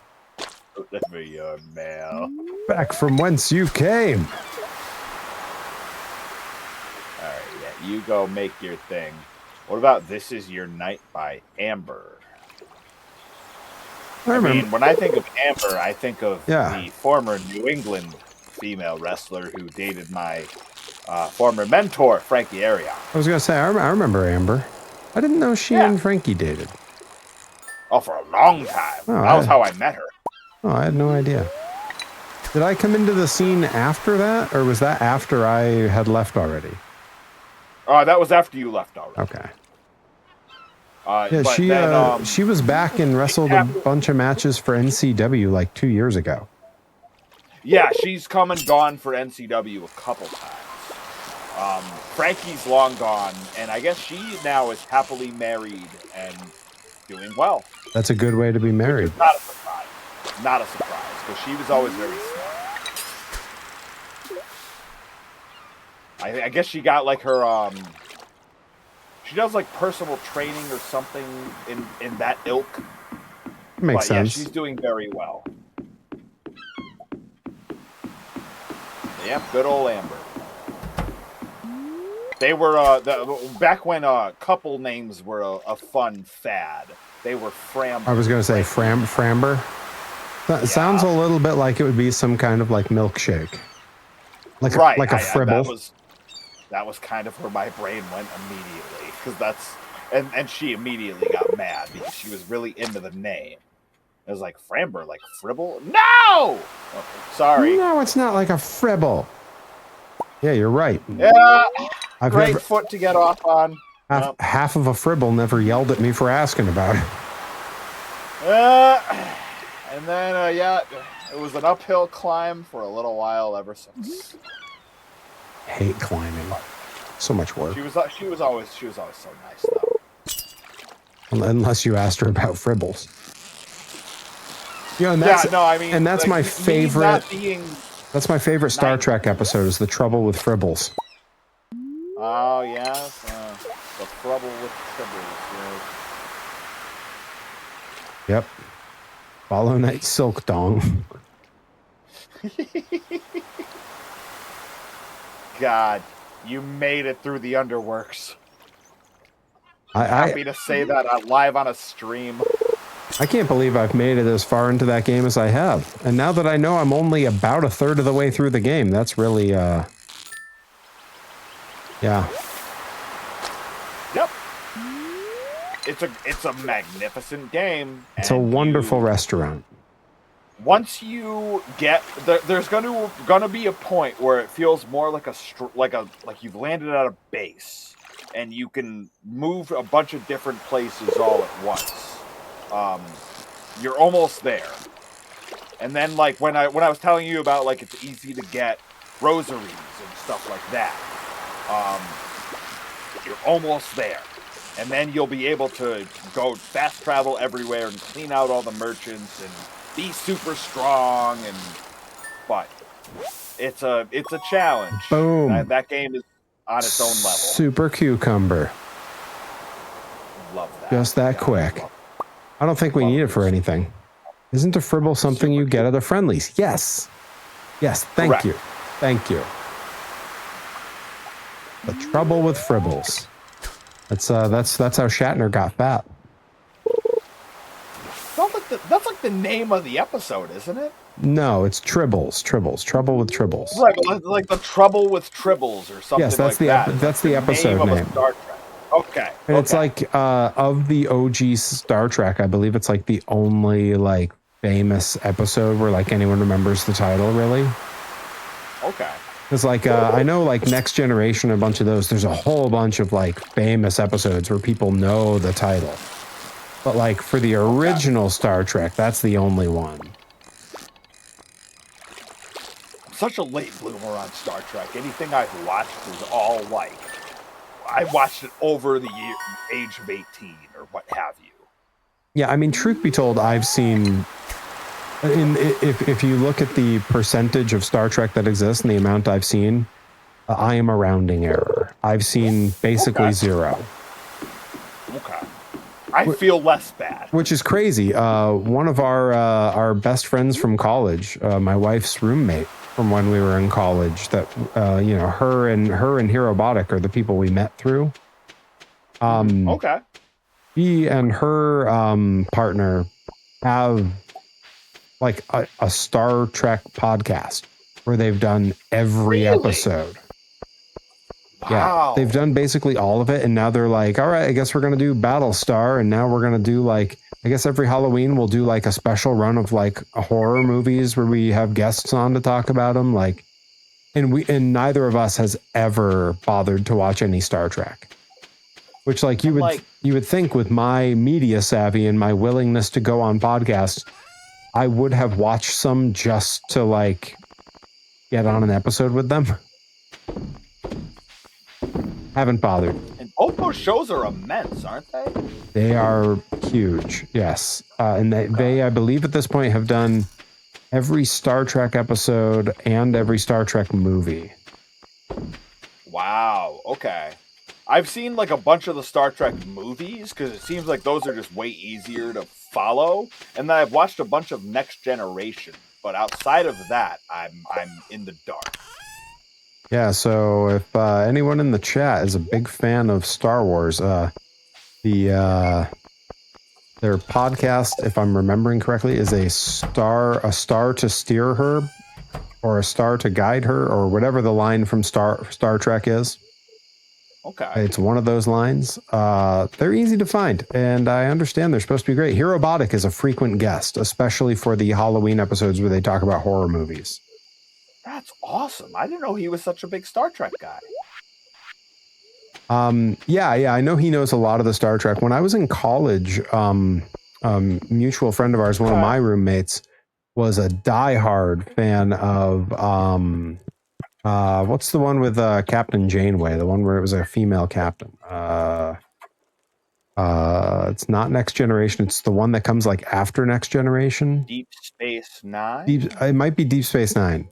Was a huge fan and was having her partner, my very good friend Sarah. Who was also our roommate. They were watching the whole series. So I saw like maybe 5 or 6 episodes of that where like I just happened to be around. Like I was often doing homework or something and would just kind of like watch it from across the room. And then when I was much younger, I probably watched 10 episodes of the original series with my dad and brother. But I never watched any of Next Generation, which is like, you know, that's the one everyone says like, that's the one to watch. Never saw any of it. I only watched it because I was told that was a really good entry point into Star Trek lore. And I'm like, okay, well, if I'm going to get into it, this seems like a good place. And it's not bad. Are we doing one last day here before we call it? I think 14 is usually what we do, right? We aim for like 14 or 15, but truthfully, I'm not picky. Yeah, because we just started. If you want to wrap here, that's okay. We just started day 14. Why don't we do this one last day and then we'll that's fine. Then we'll wrap and it's 28 days in a month, so it's pretty much like halfway either way. Yeah, we tend to do about half. So I'll take that. That's fine. Yeah. Because we've got some workshopping to do. And wink, how? Wink, nudge, nudge. And how? And I gotta eat something. Oh yeah, Folks. no. And also, if you want to like take a little break and then we can hop back on. Folks, for those unaware, I've not had dinner. You what? I know. I haven't mentioned it at all. Not once. Well, certainly not once. It was way more than once. Yeah, seriously, the ocean's really green now. That or I'm like forgetting what the ocean looked like. Is that acid rain? No, it's a purple rain. It's purple rain. Oh, God bless Prince. Yeah. I don't know. I'm one of the greatest guitar players of all time. There's this guy with an old amulet to sell, but tells me I'm not ready for it. I don't know what that means. I got a lot of money. Did I hit him with my axe? That was one of the first records that I ever bought on vinyl. Was Prince's Purple Rain. Thank you, Day Without Darkness. I am so brave doing a whole stream without dinner. Prince is someone who I wrote off completely. I think we've talked about this. Written off completely. Yeah, for me. I get it. I get it. For multiple reasons. I love them both, but I get it. Now, when you say them both, which of my reasons to write Prince off are you talking about? Because there's two. Well, because you were saying MJ Right. and Prince. I feel like were at odds. Oh, they weren't really at odds, but like it's more like I feel like you either grew up in a house where you listen to MJ or you grew up in a house where you listen to Prince. Now, what if you grew up in a house and you listened to neither and you found them both independently? Because that's my life. I was going to say then your family was wicked white.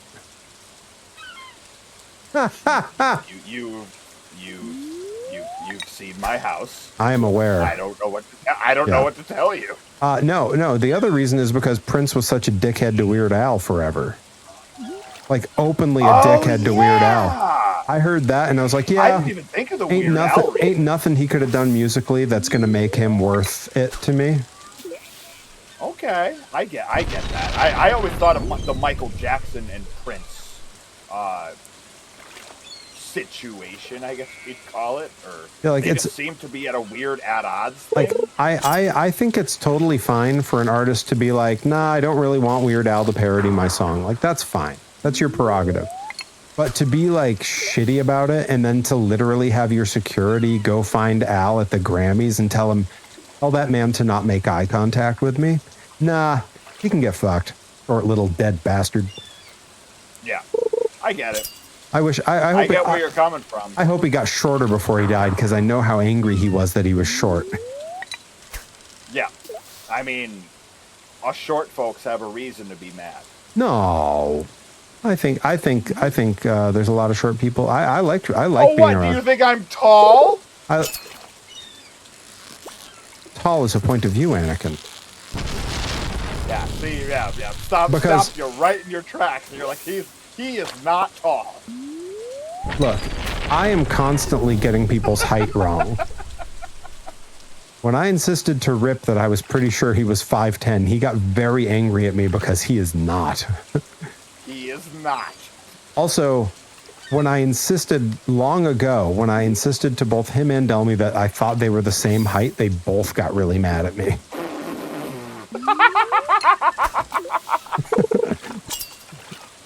I was pretty sure. You thought they were the same. I was pretty sure. You thought that they were the one. Look, I still insist. I don't think their height is all that different.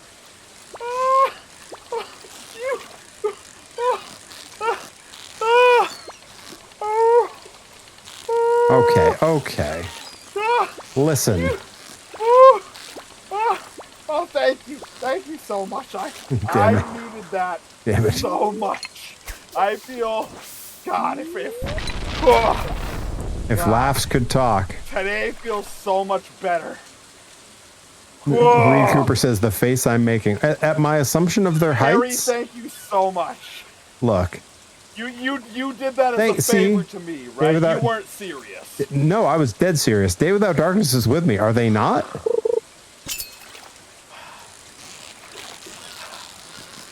God bless America. Look, they seemed like the same height to me. God, they were like 3 inches apart. That's not that much.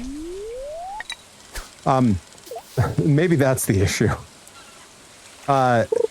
There's a joke there somewhere. We'll workshop it. Well, like I also that's what the H then in Reed H Cooper stands for. Reed Hilarious Cooper, because it was that funny, sir. I also told Rip that I thought he and Andy Brown were the same height, and he got real offended. This just keeps getting better. Are they not? Why, dude? This should be like a whole stand-up routine, for people that know wrestling. Well, look, here's killing it right now. Here's the thing: is if you asked me, gun to my head, which of the two was taller, I don't think I'd let it go off. I don't think I could tell you. Guys, so good. But also, I mean, for some of them, I hear ya. Sure. Andy Brown and Ripper, that's a tougher one. Reed Cooper says, Perry, have you been to an eye doctor lately? I don't know. Look, they all look the same height down there. Okay? What? Not ire. Oh, yeah, hang on. Not higher. There we go. Eye level. Eye level. I got you. Look, from up here above my 6'3" throne, You're in a special spot, dude. I get it. everyone looks the same height. Well, what's crazy is I always think like, oh yeah, Dijak is way taller than me. And then people are like, not particularly. And I'm like, really? Yeah, you told me that. Well, and Yup. I didn't. Okay, here's a great story about a moment that Omega Club mentioned earlier. Dijak's re-debut in Blitzkrieg after leaving WWE. I'm in the ring helping CPA celebrate when Dijak comes in. And when Dijak came up behind us, he had told me beforehand, specifically, he said, you stand toward the back so that everyone can be seen. You know, we're doing a lot of careful staging. You know, that's one of those things you really learn a lot about when you work for a television company. Right. And so he's like, I want everyone sort of layered like this. Perry, you'll be toward the back because they can see you over them. We don't want you blocking it. We want it to look like a lot of bodies. And then he goes, and because you're in the back and I need to kind of come through you all, I'll put my hand on you and that'll be your cue to kind of like let me through. And the rest of them will know. What I didn't know is he was going to warlord me. When I met the warlord and took my picture with him, he put his arm around me and then very heavy pulled down on my shoulders so I would slouch a little so we looked like the same height. Dijak did that to me in that moment because he wanted to look taller than me. And I didn't realize it till after. And I remember being like, why would he need to do that? He's taller than me. And your response was, not on camera. And I was like, that can't be right. And you were like, he's not really taller than you. I was like, no, he has to be. And everyone's going, yeah, he's... Well, and that's, it was Leary who told me because I was arguing it with him. And he goes, yeah, he's like 6'4". You're like 6'3". You're basically the same height. Well, like, I also should have been the first guy he wrestled before CPA. Well, it should have been you first. I also tend to think that, in my mind, Bryce Donovan is taller than me. Yeah, and then I saw the clip of us wrestling at Grind, and I was like, oh, either I'm taller than him or he's got some bad posture. And I don't think it's his posture. I think he stands up pretty straight. Yep, I think so, but I also think that you are taller than him. Reminds me when they made Effie duck in an NJPW. Oh, we get to see Effie this weekend, too. Man, we get to see all the homies. God, what a good guy. Everybody's coming to hang out. Everybody's coming around. Bear and Gabby are coming around. Yep. David's coming around. Folks, one more time. I'm putting it in the chat. Eggs, we could put all the good eggs in a, dozen proper carton. Have yourself a hell of a frickin' Blitzkrieg omelet, let me tell you. Delicious. Be eating good. We don't know who's replacing AG just yet. AG, shout out to AG. Yeah. Get well soon, buddy. Go watch the Limitless show that's on the Limitless channel, because that dude went after it. So yeah, go off about this. Tell the people what's up. Like his leg is messed up. I don't know how much I want to pull back the curtain on it, but he came up at the beginning, and we'll just leave it at he said he was hurt, and both Paul was standing right next to me, production Paul, and we were both like, well, Paul was more like, why are you doing this still? And AG gave the most wrestler Mickey Rourke answer, where he's like, because this is what I'm built to do. This is what it's all about. This is what I do. He went out and just had the most monstrous match with one of the greatest wrestlers to ever do it, in Nick Nemeth, Dolph Ziggler, and if I ever had anything even neutral, never mind negative, to say about Anthony Green, it's gone. I will never say anything like that that's not positive about him ever. Because that dude went after it for a good, like, 12 to 15 on one leg. So, yeah, go watch that on the Limitless channel, and then go on your Twitter or your Instagram or your Facebook, and you lay in your proper salute. Yes, Reed Cooper. He went into that more on one leg. Yeah, he went into that as injured as you've ever seen a wrestler go into a match. Like, truly. My no hat, my hat is off. Unbelievable showing. And I messaged him earlier, and I want, A, how are you? B, salute. No, he injured it. From what I understand, when he was telling me about it, it was a number of weeks ago. And he was just trying to rehab it as best he could. And, coming into this match, knowing what it was. But yeah, his leg has been destroyed for quite some time. But I'm blown away by what he brought to the table that day. But yeah, Limitless Wrestling, the full stream is on, and I encourage you to give it a look. Interesting. I'm sorry to hear that, but yeah, with regards to this past weekend, my hat is off. I just saw Adam NX67's comment. Yeah, man. Yeah, my lack of understanding people's height means I'm definitely doing the Crash Holly thing, where I'm 7 foot tall and 800 pounds. I am a super heavyweight. I will say there are wrestlers. When I was a wrestler, that's what I did. Well, there are wrestlers who, in my mind, are mostly the same size as me. Like, in my head, I'm like, oh yeah, that's a comparable heavyweight to me. A good example of this is Andy Brown. And then when I saw the clip of the match where he won the Grind Grand Championship from me, when he pins me at the end and hooks my leg, is when I finally see the incredible size. Like, we look like two different species. Yeah. Like, it looks like the Miz hooking the leg on the Big Show. And like, in my mind, Andy's big. Like, we're big heavyweights together, and it's like, no, Sorry to interrupt you, Perry. Reed, AG is the type of person where if you ever saw him in person and said that, he would, you guys would have the quick conversation, and he would unblock you. That conversation goes real easy, because I had that conversation with Chris Hero a couple years ago. Yes, sir. Hey, man. You and I are kind of mutuals here, and we've been on some shows, and you blocked me a few years ago, and I got no idea why. And you know what his response was? I don't know, man. You must have caught a stray. And he unblocked me on the spot. Yep. Yeah, dude. I mean, Reed, you're a good egg. You've been around a long time. You know a lot of people. I'm sure it was exactly the Perry Hero situation where you might have just caught a stray. Caught a stray.